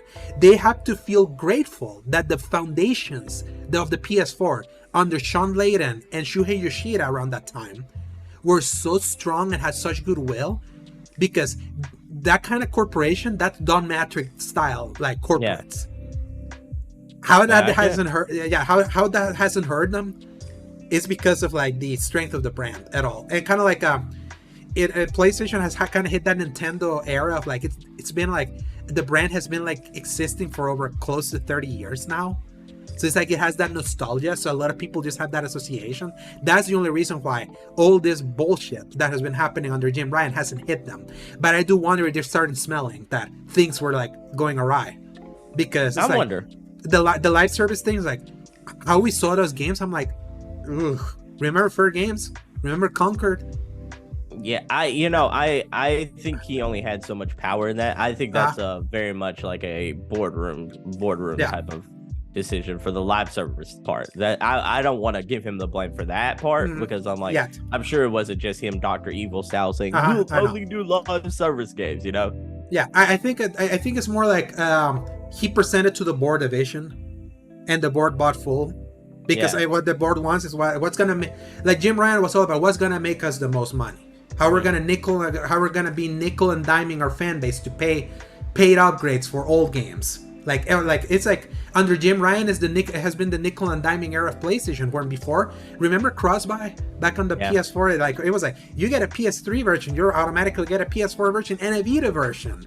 Like the pro-consumer era of Sony like died when Jim Ryan took over, and him being like the money guy, wanting like to maximize like the profits of the business and all that. Oh, how are we gonna like build up the profits? Live service, because they're like DC4, so it's like I bet you that's exactly what happened. And now, as we're seeing games be canceled or like live services crash and burn, and them seeing their development pipeline suffer massive delays, because no one's gonna like convince me otherwise that The Last of Us Factions was not gonna come out this year. Like I believe that for like in the 10th year anniversary of your like one of your crown jewel IPs that got an HBO show, like and you didn't have nothing. You didn't have a damn thing that year. And you came and went. We recorded your episode during The Last of Us Day. Came and went with nothing. It's like, and then the reports that we heard that because they acquired Bungie, and Bungie's kind of like assessing how their live service games are going, and then basically like lifting the red flag and be like, there's something wrong with Factions. Like it doesn't have the stickiness. And then like we heard that product was then scaled down after it was a no-show at the showcase. Would you have bought Bungie to begin with if you were in his shoes? Yes, because it's like, no, like who was at the advent of live service this past generation? Bungie. So I'm just asking because I'm like, it seems like, you know, I would argue that, you know, like Epic and Fortnite was the first things I think of when I think of live service. But like the thing is that they were the biggest breakout. They were the first one. The first one to enter the live service era was Bungie with Destiny in 2014. Fortnite became big a year after Fortnite released in 2017 and 2018, which by the third season suddenly it was like a side guides thing. Yeah. So I can get that. Yeah. So in a way, it was a smart purchase if that was their like in their pursuits and all that, in their pursuits of trying to like attempt all these live service games. The thing is that maybe they finally saw that, yeah, is this probably like, are we diving into a bubble that already bursted and we're just gonna do that? And on top of these stress, like when you see that the stresses of Jim Ryan saying that he is English, he's from England, but him as CEO, that's like Sony for some reason decided to make California their like their central hub, their headquarters. It didn't used to be that. So it was like, then on top of doing that, maybe seeing like the initiatives that were put forward were not doing well. PSVR 2, he pushed heavy for PSVR 2 to launch now when the market was not ready for it. And look where PSVR 2 is now. So maybe it wasn't seeing it. Yeah, so it was like they were seeing all of this and on his age and all that, and then the whole ABK thing kind of like not going for them. I could see that he used the opportunity to be like, this is too much. Like the industry from behind the scenes is seeming very volatile. The PlayStation 5 is super successful right now. I'm already at my 5 years of being CEO, because this is something that I learned. CEO contracts last for 5 years. And for example, Sean Layden became CEO in 2014 and left in 2019. That was also 5 years. So it was like, it was being put in the impasse of like, do I want to do this for another 5 years? Or do I go out on top now? Even though I see such of the volatility. That's, I think, what happened. And I tell you, when so many people celebrated his exit, that's when you know. Like, even though there's been many people from development that are thanking him, that say that, yeah, it's like, he was a really nice guy, he gave us a lot. That's the thing, like, I believe that to a certain extent, but I feel he was just not a great CEO for PlayStation. Like, what it's done for the brand, optically, that I feel that it's left some wounds that right now are being covered by the fact that inertia is making the PlayStation 5 sell a lot, but it's the kind of wounds that were similar. You feel them, and there's no wonder why a lot of people are rooting for Xbox because of that, for that same reason. I get it. I want Xbox to do well just because, like, not only am I like a person who has all the consoles, but like I also want them to do well because I feel like it'll help PlayStation like get back to their glory days as well. You know, and in fact, because Xbox was doing so well in 360, that's why we got the PlayStation we got. The result of PS4 was Xbox doing so well that PlayStation needed to step up after their fall from grace. And that's where we got the golden era that was 2009 to 2019. Those 10 years. Why 2009? Uncharted 2. And Infamous. And Killzone.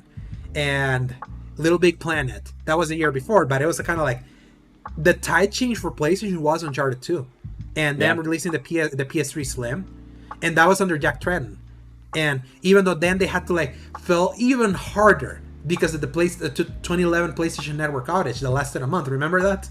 Yeah, for sure. The laughing stock that was the PSN outage that was like brutal and especially like 2011 is always going to be a tragic year for PlayStation because that was the year where all the chips aligned because it was like we got all the exclusives when Microsoft has nothing. We got our Uncharted 3, we got Resistance 3, we got a Killzone 3, Infamous 2, Little Big Planet 2, SOCOM 4, MotorStorm Apocalypse, The Last Guardian. That was like everything that was like in the docket that year. And I was impressed by your memory, man. Yeah, it's like I remember 2011 so well. Like, you spouted those off like it was nothing. I would have had like, man, this one and this one. Yeah. And imagine they had all that catalog in the year that gave us Skyrim, Gears of War 3, Portal 2, Crysis 2, Dark Souls, Rage, like Assassin's Creed Revelations, Rayman Origins. That was the kind of lineups we had in 2011, and a lot of those games were on PlayStation. But what happened? The 2011 hack completely destroyed the momentum, and the 360 won that year somehow with only Gears of War 3. If Shuhei would have been president this last generation, do you like? And they had to make an acquisition. Do you think they would have still got Bungie, or do you think they would have moved on to another company? No, because it's like this is something that it's said a lot in the Sacred Symbols podcast. So I want to give them like because it's like Sony, the way they did their acquisitions was always organic growth, always like working with them in the second party capacity, i.e. Insomniac. That one took a while because they've been working with Insomniac since like Spyro back in the PS1 era. A long courtship and then put the ring on it. Bungie was like something they bought because they needed a live service thing. And in that case, I'm sorry to interrupt, by the way. In that case, what you were mentioning earlier, it seems like Square would have been a better buy for them at that point. Yes, if Square was for sale.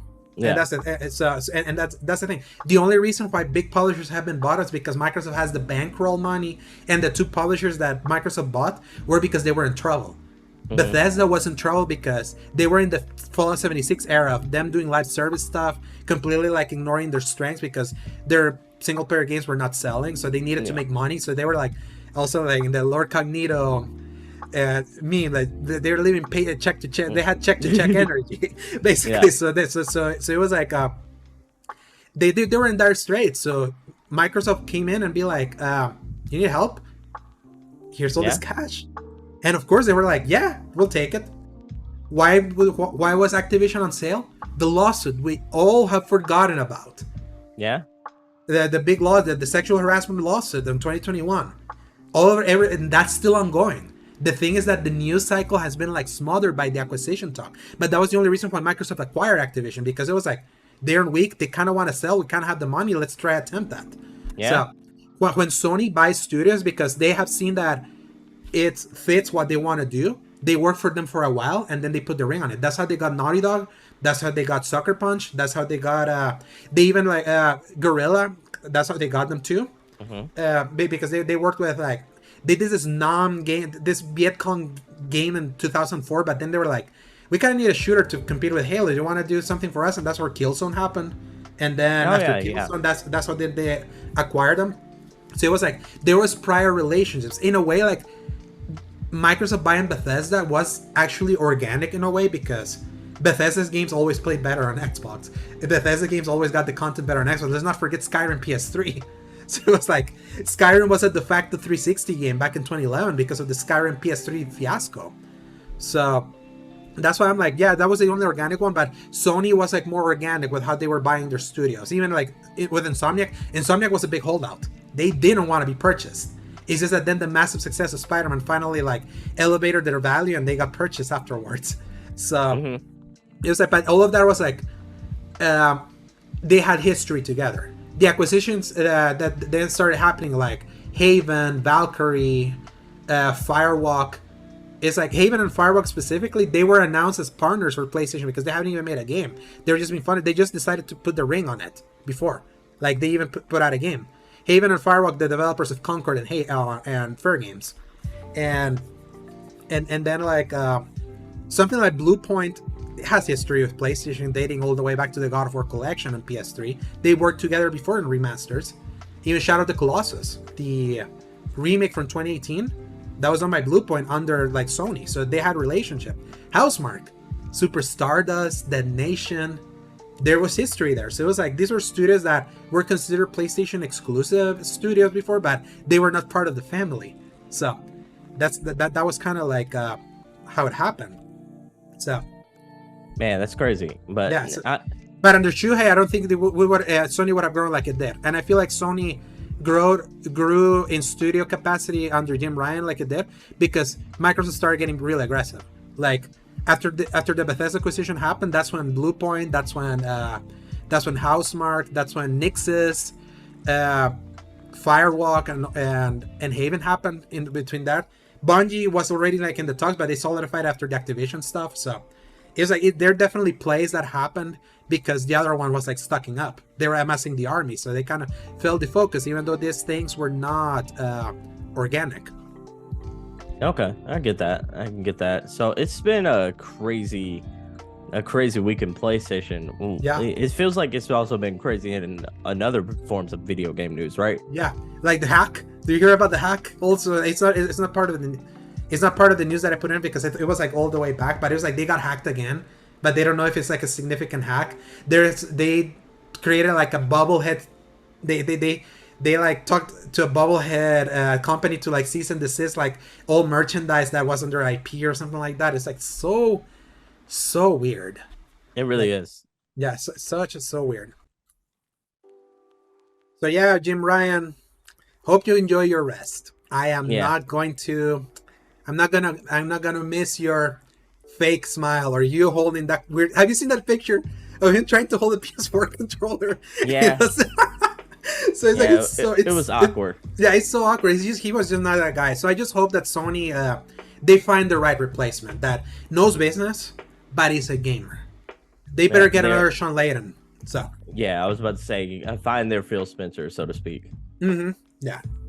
And one that doesn't speak out of the both sides of their mouth like Phil Spencer does. But that's a conversation for another day. So story number 2, just to kind of stay a little bit in the volatility of what's happening in the gaming industry right now, because we kind of sort of mentioned it, Sebastian. Yeah. Story number 2 by Chris Scullion. Epic Games is reportedly laying off 16% of its staff. Oof. So, Bloomberg's Jason Schreier, story by Chris Scullion. Bloomberg's Jason Schreier reports that the company, which is responsible for the Unreal Engine and Fortnite, is laying off around 900 employees, which amounts to around 16% of its staff. The job cuts were announced in a memo staff from Epic CEO Tim Sweeney, in which he states that some of the layoffs will take place at its Bandcamp and Super Awesome Arms. Let me stop right there. They acquired Bandcamp last year. This is insane. That's so sad. Really irresponsible. So, continuing. For a while now, we've been spending way more money than we earn, investing in the next evolution of Epic and growing Fortnite as a metaverse-inspired ecosystem for creators. Let me pause right there. You know how much money Fortnite makes, right? Oh, bukus. Yeah, the Brinks trucks can't even keep up with Fortnite. Yeah, I think I'm gonna get a stroke reading that. It's like, you're spending more than you earn? You're the biggest earner! Year in and year out. Not even close either. Yeah. Continuing, so I had long been optimistic that we could power through this transition without layoffs. But in retrospect, I see that this was unrealistic. While Fortnite is starting to grow again, the growth is driven primarily by creator content with significant revenue sharing. And this is a lower margin business than we had when Fortnite Battle Royale took off and began funding our expansion. Success with the creator ecosystem is a great achievement, but it means a major structural change to our economics. Epic folks around the world have been making ongoing efforts to reduce costs, including moving to net zero hiring and cutting operating spend on things like marketing and events. But we still ended up far short of financial sustainability. We concluded that layoffs are the only way and that doing them now and on the scale will stabilize our finances.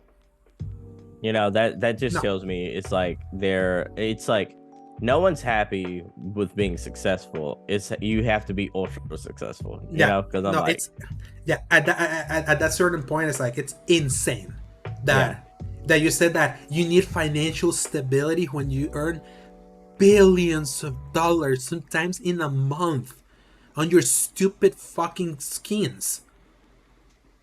It's like this is great rampant. The gaming industry needs to unionize at this point, because it's like it is insane hearing like how much some of these companies earn and how many employees suffer layoffs even despite that. Yeah, like, we really do need a better system in place to help employees, to help people, to help reduce crunch. There's a lot of issues going on, and I know a lot of people do that thing to where like, oh man, we're sorry to hear that these people got laid off. I think we need more action than just, oh, I'm so sorry, here's a couple of resources where people are hiring. I'm like, we really need to encourage people to, take a stand. At this point, it's getting just out of control. Like this has been like, it's kind of like we chatted about this before. I've said it before. It's like, what a double standard of a year this year has been, where amazing games, the most amazing cadence of releases we've seen in decades, probably similar to 2011, the last time I remember like this much happening with this much variety. 2017 gets credit for that, but I think this is even better than even 2017. I do too. But what was 2011's big rampage of games? Were they like Uncharted 3, Skyrim, Skyward Sword, Dark Souls, Gears of War 3, and a bunch of others. Okay. Yeah, I was trying to remember. Portal 2 also. So, okay. So it was like that was like that was the trilogy capper year for that generation. Many threes came out. Yeah.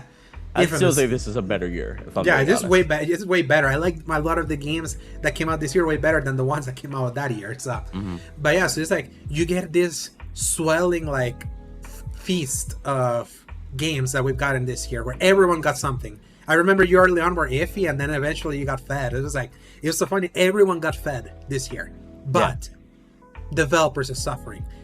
How many times have we heard delays from literally everywhere? Even in this article, it's like earlier this year, Microsoft confirmed plans to lay off approximately 10,000 employees, including some at Xbox and Bethesda. All of this happening while they're trying to spend $70 billion to acquire Activision Blizzard, by the way.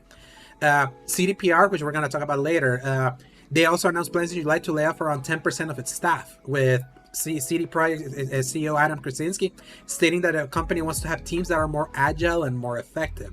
And then we had layoffs at Unity, Riot Games, Blizzard, Crystal Dynamics, BioWare, and recently also Striking Distance, the guys that made Callisto Protocol. So it was like very like the volatility of like job security in the industry this year has just been really unacceptable. I feel really bad, especially because at a certain point it's like, how does this keep happening when we hear all the big earnings that they keep having? It's like, I really do not believe that it's just inflation at play. Like, I really doubt that.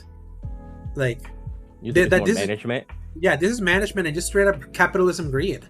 That's just what it is. Because it's like, to me, the Fortnite one here, to me, is the most inexcusable.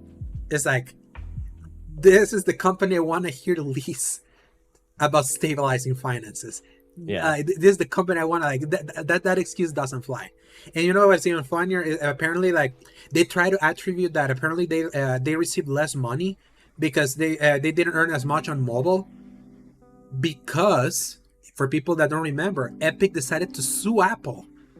Or did you remember the whole Epic versus Apple thing from like 2020 that Apple removed Fortnite from the store because they offered like a payment system outside the Apple store and all that, and then like Tim Sweeney and Epic used that as an opportunity to sue them, and they made like this weird 1984 style propaganda video saying that they were like taking the fight to Apple to court, and they lost significantly because they violated Apple's terms of services. They spent so much money trying to like fight that. They're still fighting to this day, still that legal battle. That's crazy. Yeah. And now you're laying people off. It's like, fuck off, Epic. Like, for real.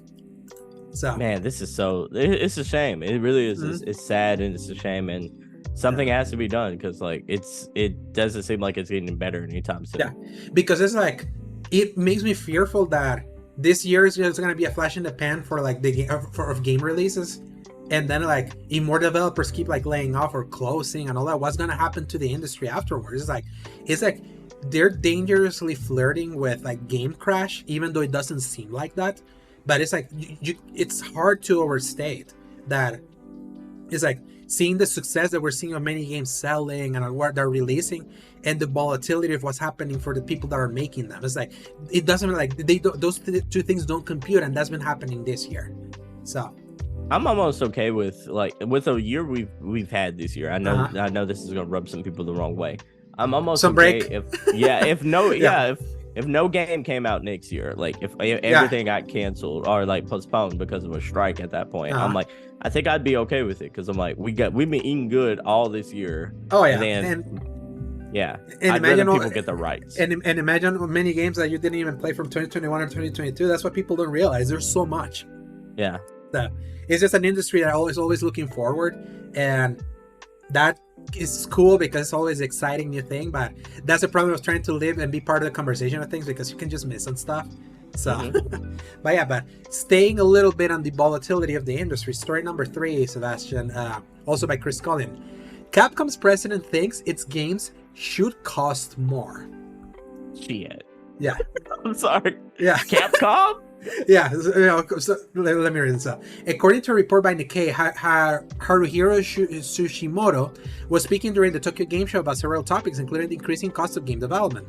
Tsushimoto reportedly said that he felt game prices should reflect these increasing costs, and that they're currently too cheap. Personally, I feel like game prices are too low, Tsushimoto reportedly said. Development costs are around 100 times higher than they were in the days of the Famicom, but the price of software hasn't risen much. There is also a need to raise wages in order to attract talented people. Given that wages are rising across the industry as a whole, I think the option of raising unit prices is a healthy form of business. While some publishers have started charging $70 for their games, Capcom has yet to make this move. The standard editions of Street Fighter VI and Resident Evil 4 Remake each cost $60 at launch. Capcom has announced last year that it would be raising its employees' base salaries by 30% and introducing a new bonus system more closely tied to the company's business performance. Elsewhere in the case article, Tsushimoto also reportedly said that he didn't feel the current economic climate was affecting video game sales, saying, "Business confidence and high prices have little to do with the games industry. Just as the recession doesn't stop people from going to the cinema or going to their favorite artist's concert, high-quality games will continue to sell well," he said. Even during the Lehman Brothers collapse, games sold well. Capcom's stock price hit a new all-time high of 5,270 yen in May and has broken his record numerous times since then, reaching as high as 6,520 in July. In its financial reports covering the year ending March 31st, 2023, the Resident Evil publisher said it had sold 41.7 million games during that 12-month period, breaking its record for the most games sold in a business year. So, games are too cheap, Sebastian. But I also don't agree with what he's saying about like games, like concerts and movies. I'm like, people are going to the movies less and less. I'm like, there's only so many blockbusters this year. Oh yeah, and especially like this year we saw so many box office bombs. Concerts, I do believe, because, or at least just when it comes to Taylor Swift. That's exactly what I was about to say. I'm like, Taylor Swift and Beyonce are the only concerts you hear about people like rapidly going to. You don't hear about anybody else though. You know? Exactly. But, so I'm like, to me, it's like, it's very disingenuous to say that games are too cheap when you're the one that still has hold off from pricing your games $70. On top of that, like, by doing that, you're selling a lot. We talked in your episode from Tuesdays, like, who do we think is one of the 6 like top developers currently in this generation? Capcom. Because of output and quality and their financial success in their output is seen there. I'm like, something is really, like, I'm really curious, like, what development cost is like, how out of whack development cost must be if you're selling 41.7 million games. Imagine if a lot of those sales were at $60 a pop. Make the math. Also, in 12 months. Also, can we be honest here? Like, Capcom created their engine. All their games are running in that same engine. They don't have to pay. They don't have to pay licenses. No, and then on top of that, I've not seen a Capcom game to where I'm like, that's a top 10 looking game of the year. Whereas, like, visually speaking, Resident Evil? I played RE4. I played RE like 7, 8, 1, 2, 3, and 4. Like, you know, I would say I've 2 and 4 are ones that I would say that. 7 not so much. 8 a little bit, but do you think they look better than like a Horizon Forbidden West? No, Horizon, because difference. Anything made by Sony and exclusive wise, they're always a step up. But for third parties, I would say they're like up there for third parties. Yeah, not everything. Yeah. Just for like who's making like third party like engines and all of that. I would say the RE engine is like up there. Like I think it looks nice. It has a grimy grit looking to it. That's a part of like the charm of it. But I wouldn't necessarily call those like. I would be shocked if someone said this is the best looking game of any of the RE games is the best looking game of the year. That was RE2 won that. Not RE4 would not win that this year, but I would consider it's like one of the better looking games this year, especially since yeah. But other games look better. But it's definitely like in the nicer echelon. If we have to put top 5, I would put it at number 5. It's still good company. So if you know, obviously like CDPR with Phantom Liberty currently, I would say that's the best looking game this year. My other one, like favorite looking game this year was Final Fantasy 16 from a scale, like especially when that game goes big, it's like it has detail and scale that's like unrivaled. But and then already the RE engine allows like nice fidelity, like a nice kind of sort of photorealism, and it runs really well also. Like, and always their games are very consistent 60 frames performers. So I would say it's like their engine is like up there. It's not the very very best, but it has produced like you think like RE4 looks better than Armored Core?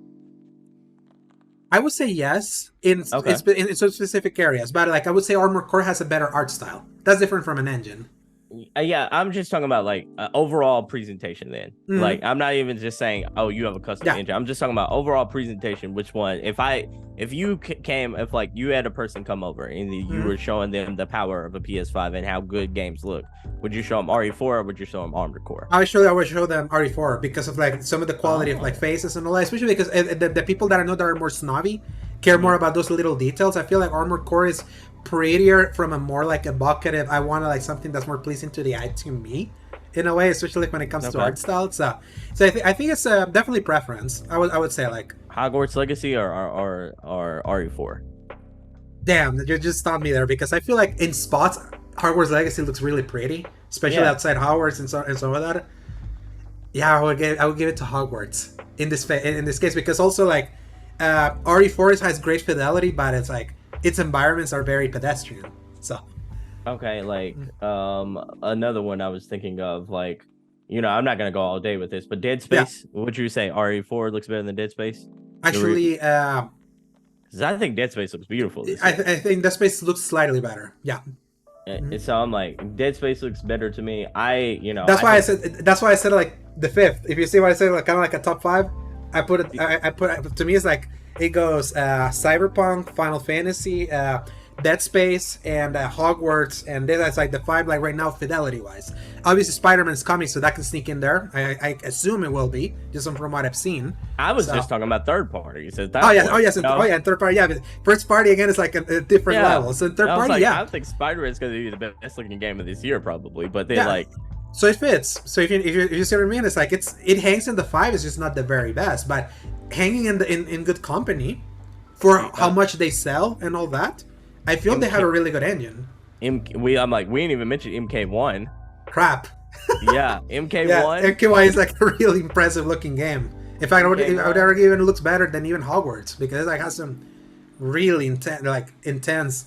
I'm like, I think like, okay, so that would to me knock that out of the 5 there, but then you like depending on your preference there, you got Remnant 2 and Lies of P, which looks good. And it's debatable there. So there's a lot of great, it's a lot of great looking games this year.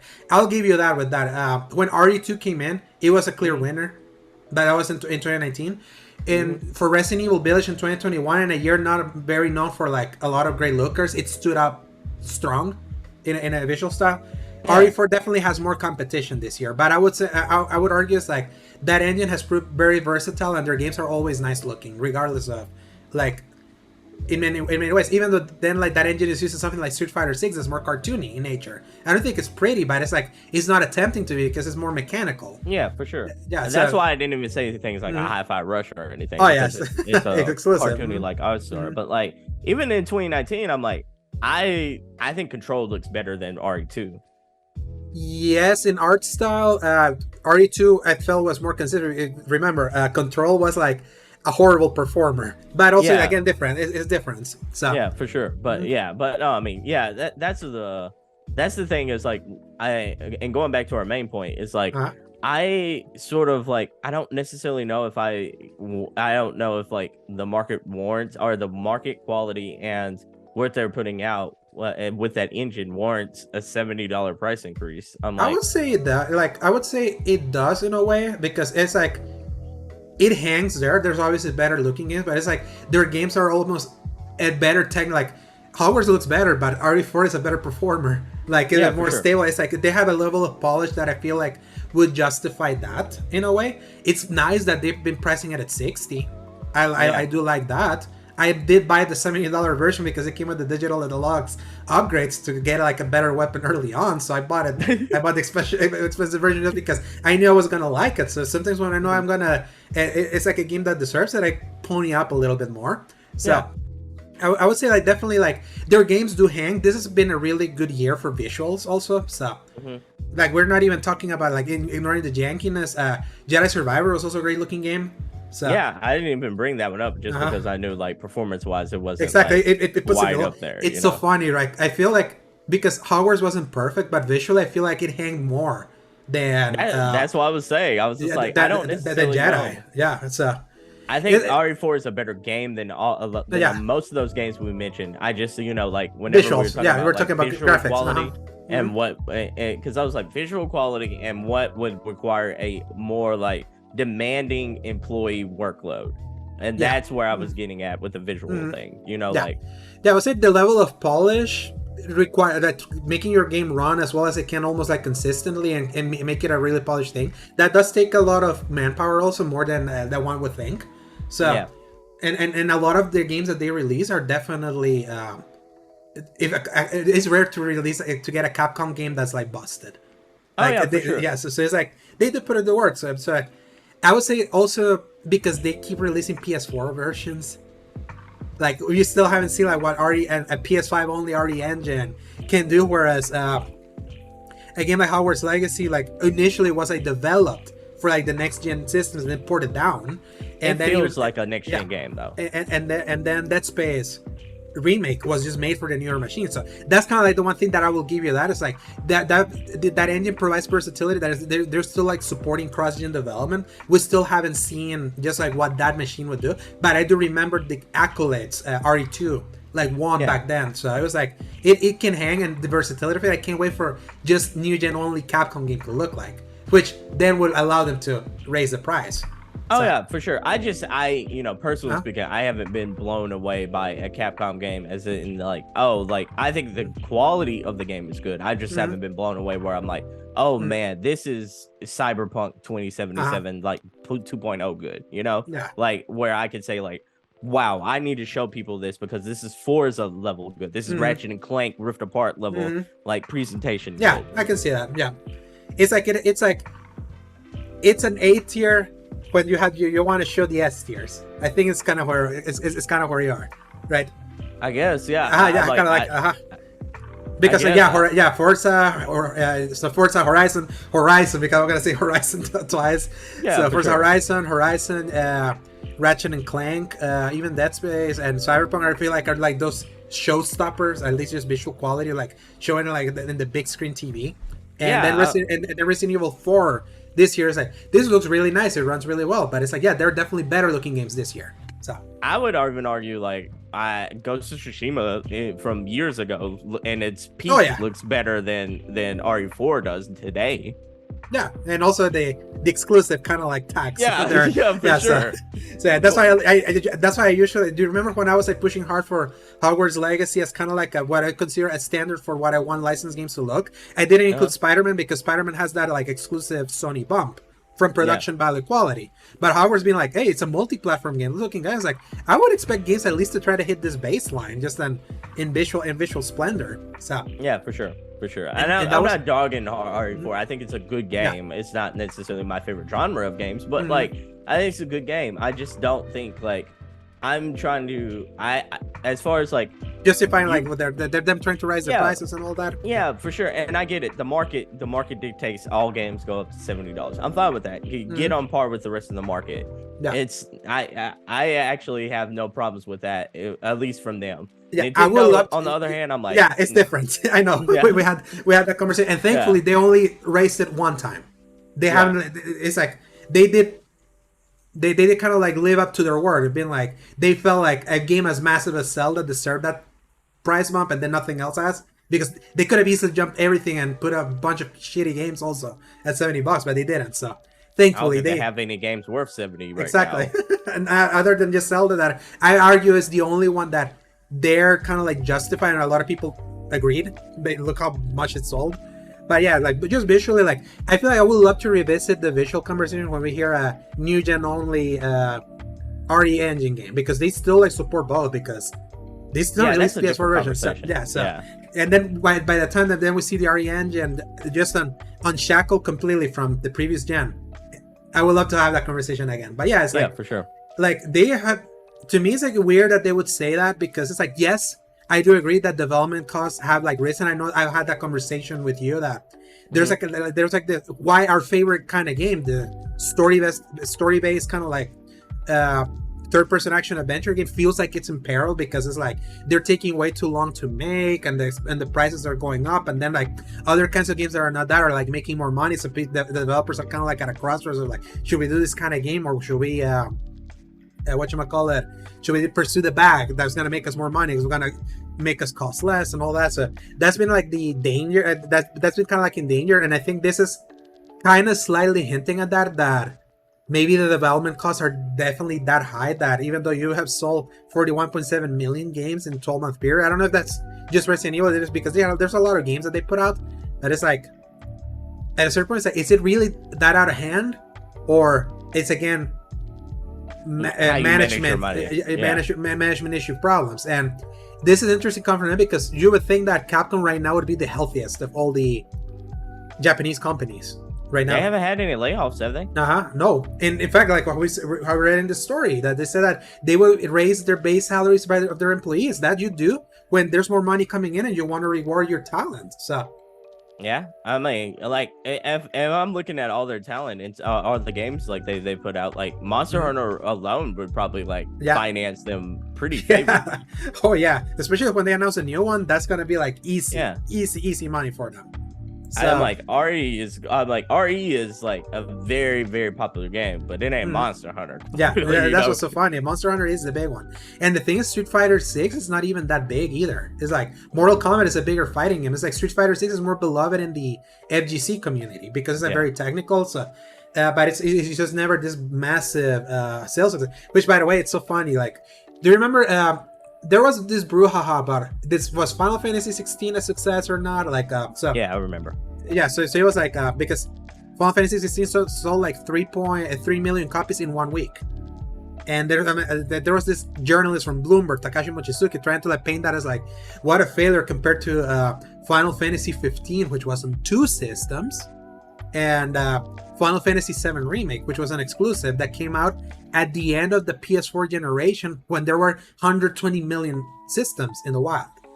I also think I also think the lifetime sales of like the 16 is going to be better just because it's a better game than 15, you know? Yeah. Oh yes, absolutely. It's like it's not even a question. But then it was so funny because then Street Fighter, after a month, announced, "Hey, we're a multi-platform game. We sold 2 million copies," and then Resident Evil 4. A multi-platform game around that same time, we sold 5 million copies, also multi-platform. So everyone was like, okay, and maybe we should. And no, that's the thing. And people were praising that. So I was like, okay, you're praising this fighting game that's multi-platform, all these and all the systems, selling in a month 2 million units, and then also Resident Evil 4, which was 3 months in the market at that point, 5 million units, and then you dare say an exclusive in Final Fantasy 16 it's a failure. It's like it was like that.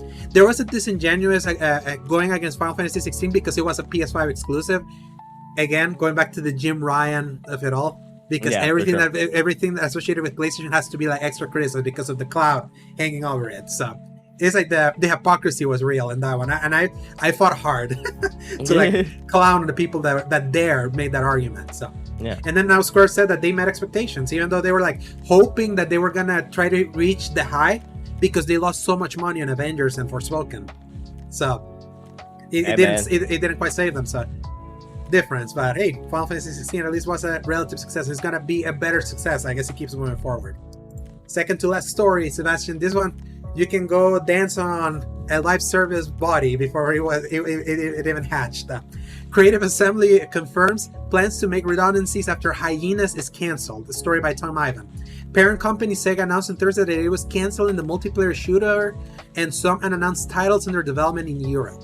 It also said it planned to reduce its fixed expenses in Europe with a focus on cutting costs at Horsham, England-based Creative Assembly.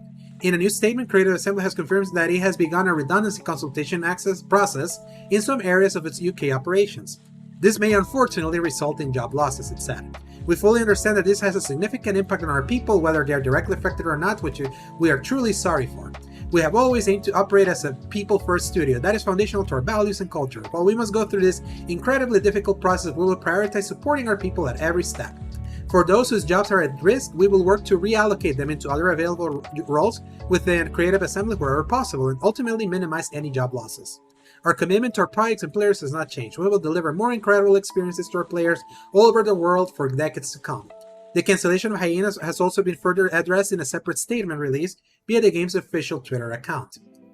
While the decision to cancel the project has not been made lightly, we know that doesn't make it any easier to accept, for you or for us. We knew our plans were ambitious and we knew we were diving headfirst into competition with some of the greats, but we believed in the journey and we're proud to have taken every step along the way.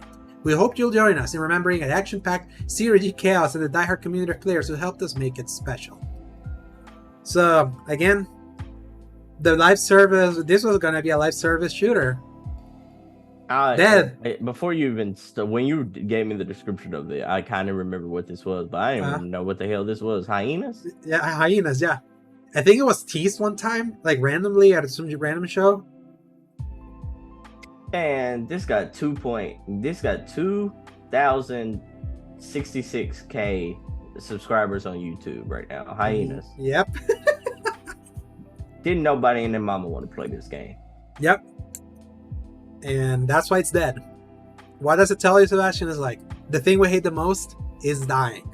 It continues to die. It sucks that it means that some people may lose their jobs. I'm glad that Creative Assembly at least are mentioning that they're gonna try to reallocate their staff at least to try to minimize jobs. But the things that some people are gonna lose eventually, and then it's like, how often do we have to keep hearing of a live service failure before developers get it?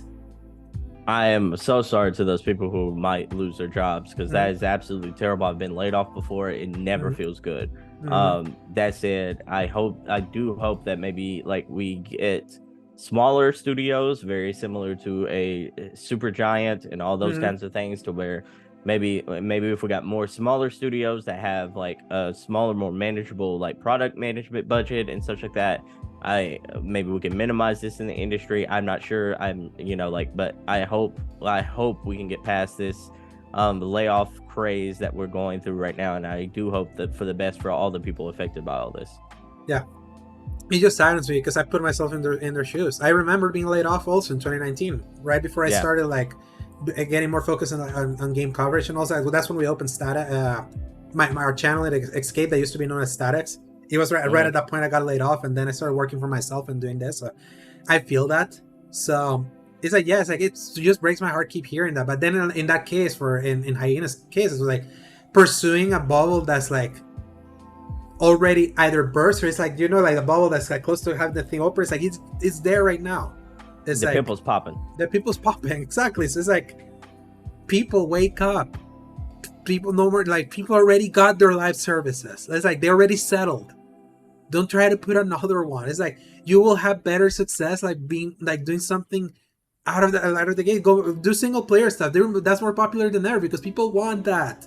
So Yeah. I'd rather you have a swing and a miss at single player game that could have a long tail like success like strategy years later than you die as a live service thing. Yeah, because it's like that's just a constant fallacy, and live service games sometimes take too long to make that. Then sometimes the fad has already passed. And then if you're doing a single player stuff, do it in a way that's like reasonable and manageable. Like what happened with Callisto Protocol, why like they're laying off people is like, despite that game selling 2 million copies for a new IP, that's incredible. They missed their target by 3 million because they were expecting at minimum 5 million. How in the world you do that for a new IP? It's like that's mismanagement. It's like people gotta like be realistic, like undershoot, and then like go crazy with a sequel if then you find big success. Like don't go for the moon too early, because then one relative flop will destroy you, and that's what happened to the Callisto Protocol people, and it was just so sad. Like, it's like again the weird stuff. But let's end on like slightly more positive, but also kind of bittersweet news, Sebastian. So also a story by Tom Ivan, Cyberpunk game director, says 2.0 and Phantom Liberty are its last big updates. CD Projekt Red released Cyberpunk 2077's much anticipated version 2.0 update last week, which overhauled many of its core systems, and the game's only planned expansion, Phantom Liberty, followed this week. While CD Projekt Red is still expected to address some issues with the game via minor updates, it's now plans to switch its attention to other projects, including the game's sequel. 2.0 and Phantom Liberty are the last big updates, Amarangelo told PC Gamer. We'll do a little bit something more, but those are the last big ones. He added, then it's Cyberpunk 2, or Orion, I should say, whatever we end up naming it. So. I hope it's like Cyberpunk 2079 or something like that. 2078. Yeah.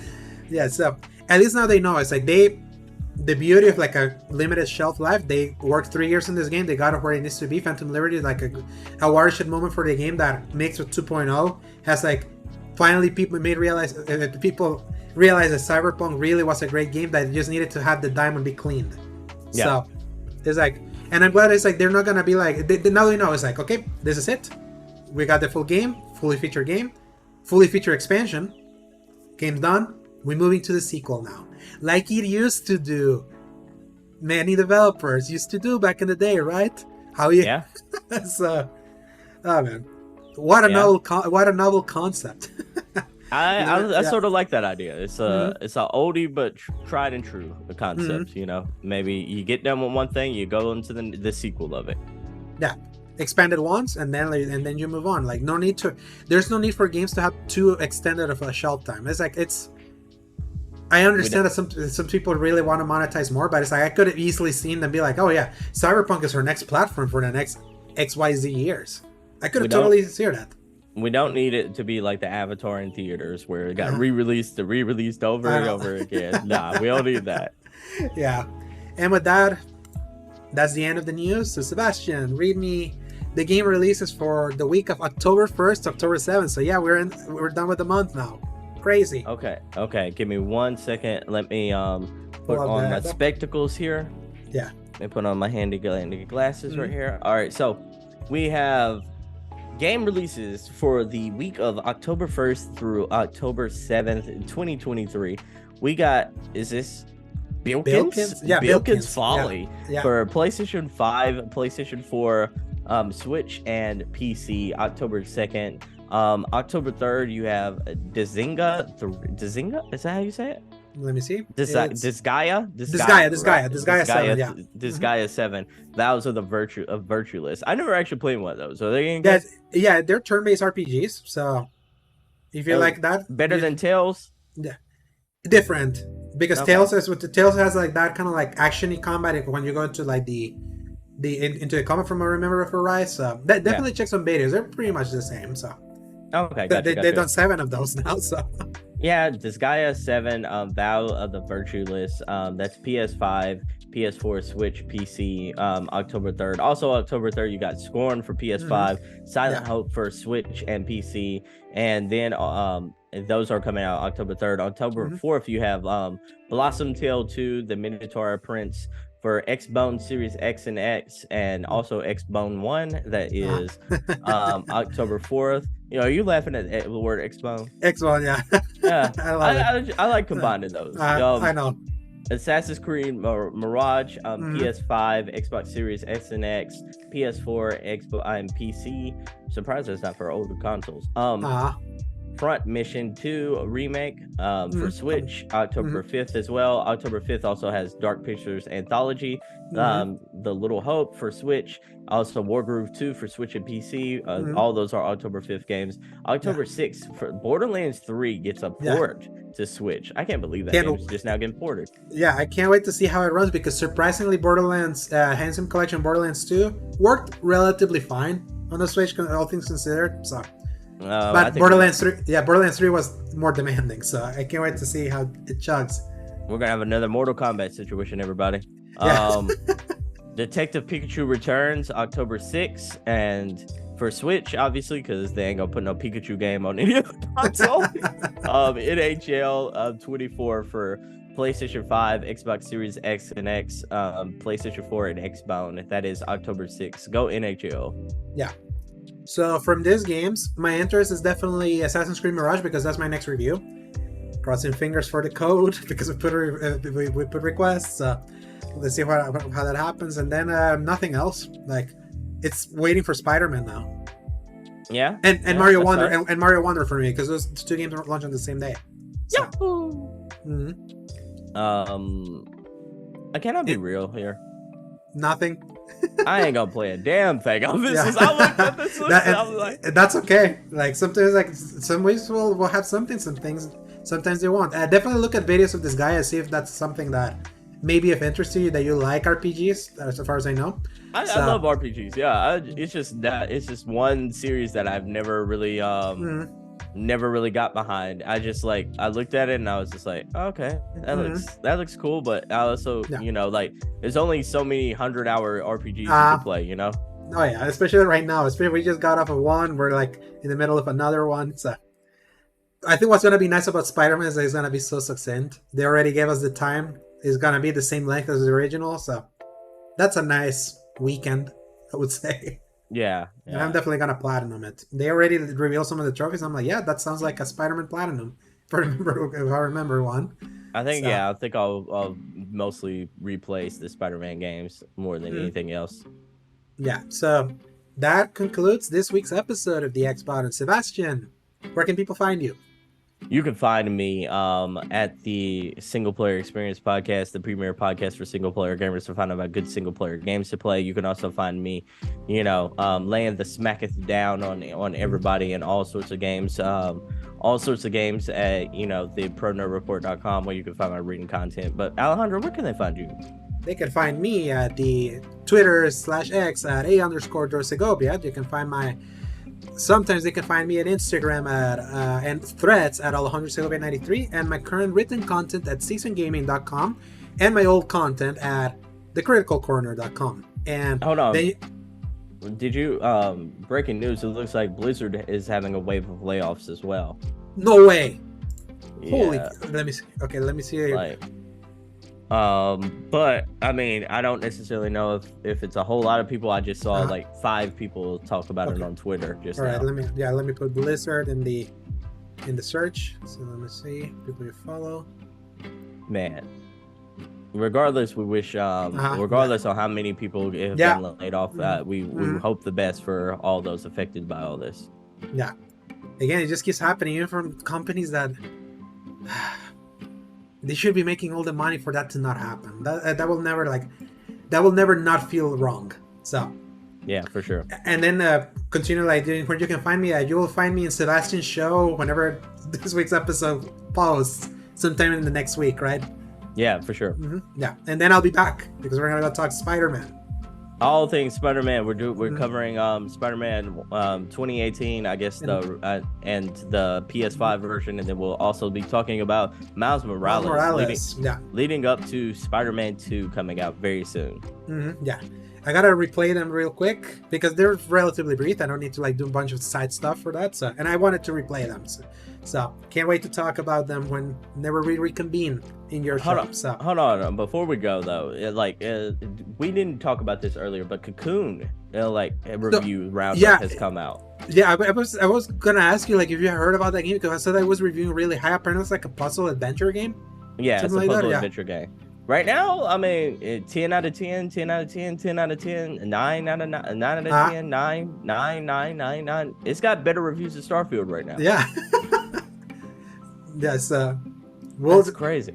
Yeah, but again, different games, different attempts. So, but it's so funny. Yeah, it is. Well, Sebastian, it was a pleasure. Thank you for covering for Paul this week, and everyone else that listened to this episode. Well, I want to thank you so much. If you like what you hear, give us a like, subscribe if you want, and if you're in your audio service of your choice, leave us a review. Tell us what you like, what you didn't like, what you want to see. Can't wait to hear from you. And then enjoy the rest of this weekend and the rest of the end of this month. Play some games, touch some grass if you want, and press X to play. Whoop, whoop. Hasta la vista, baby.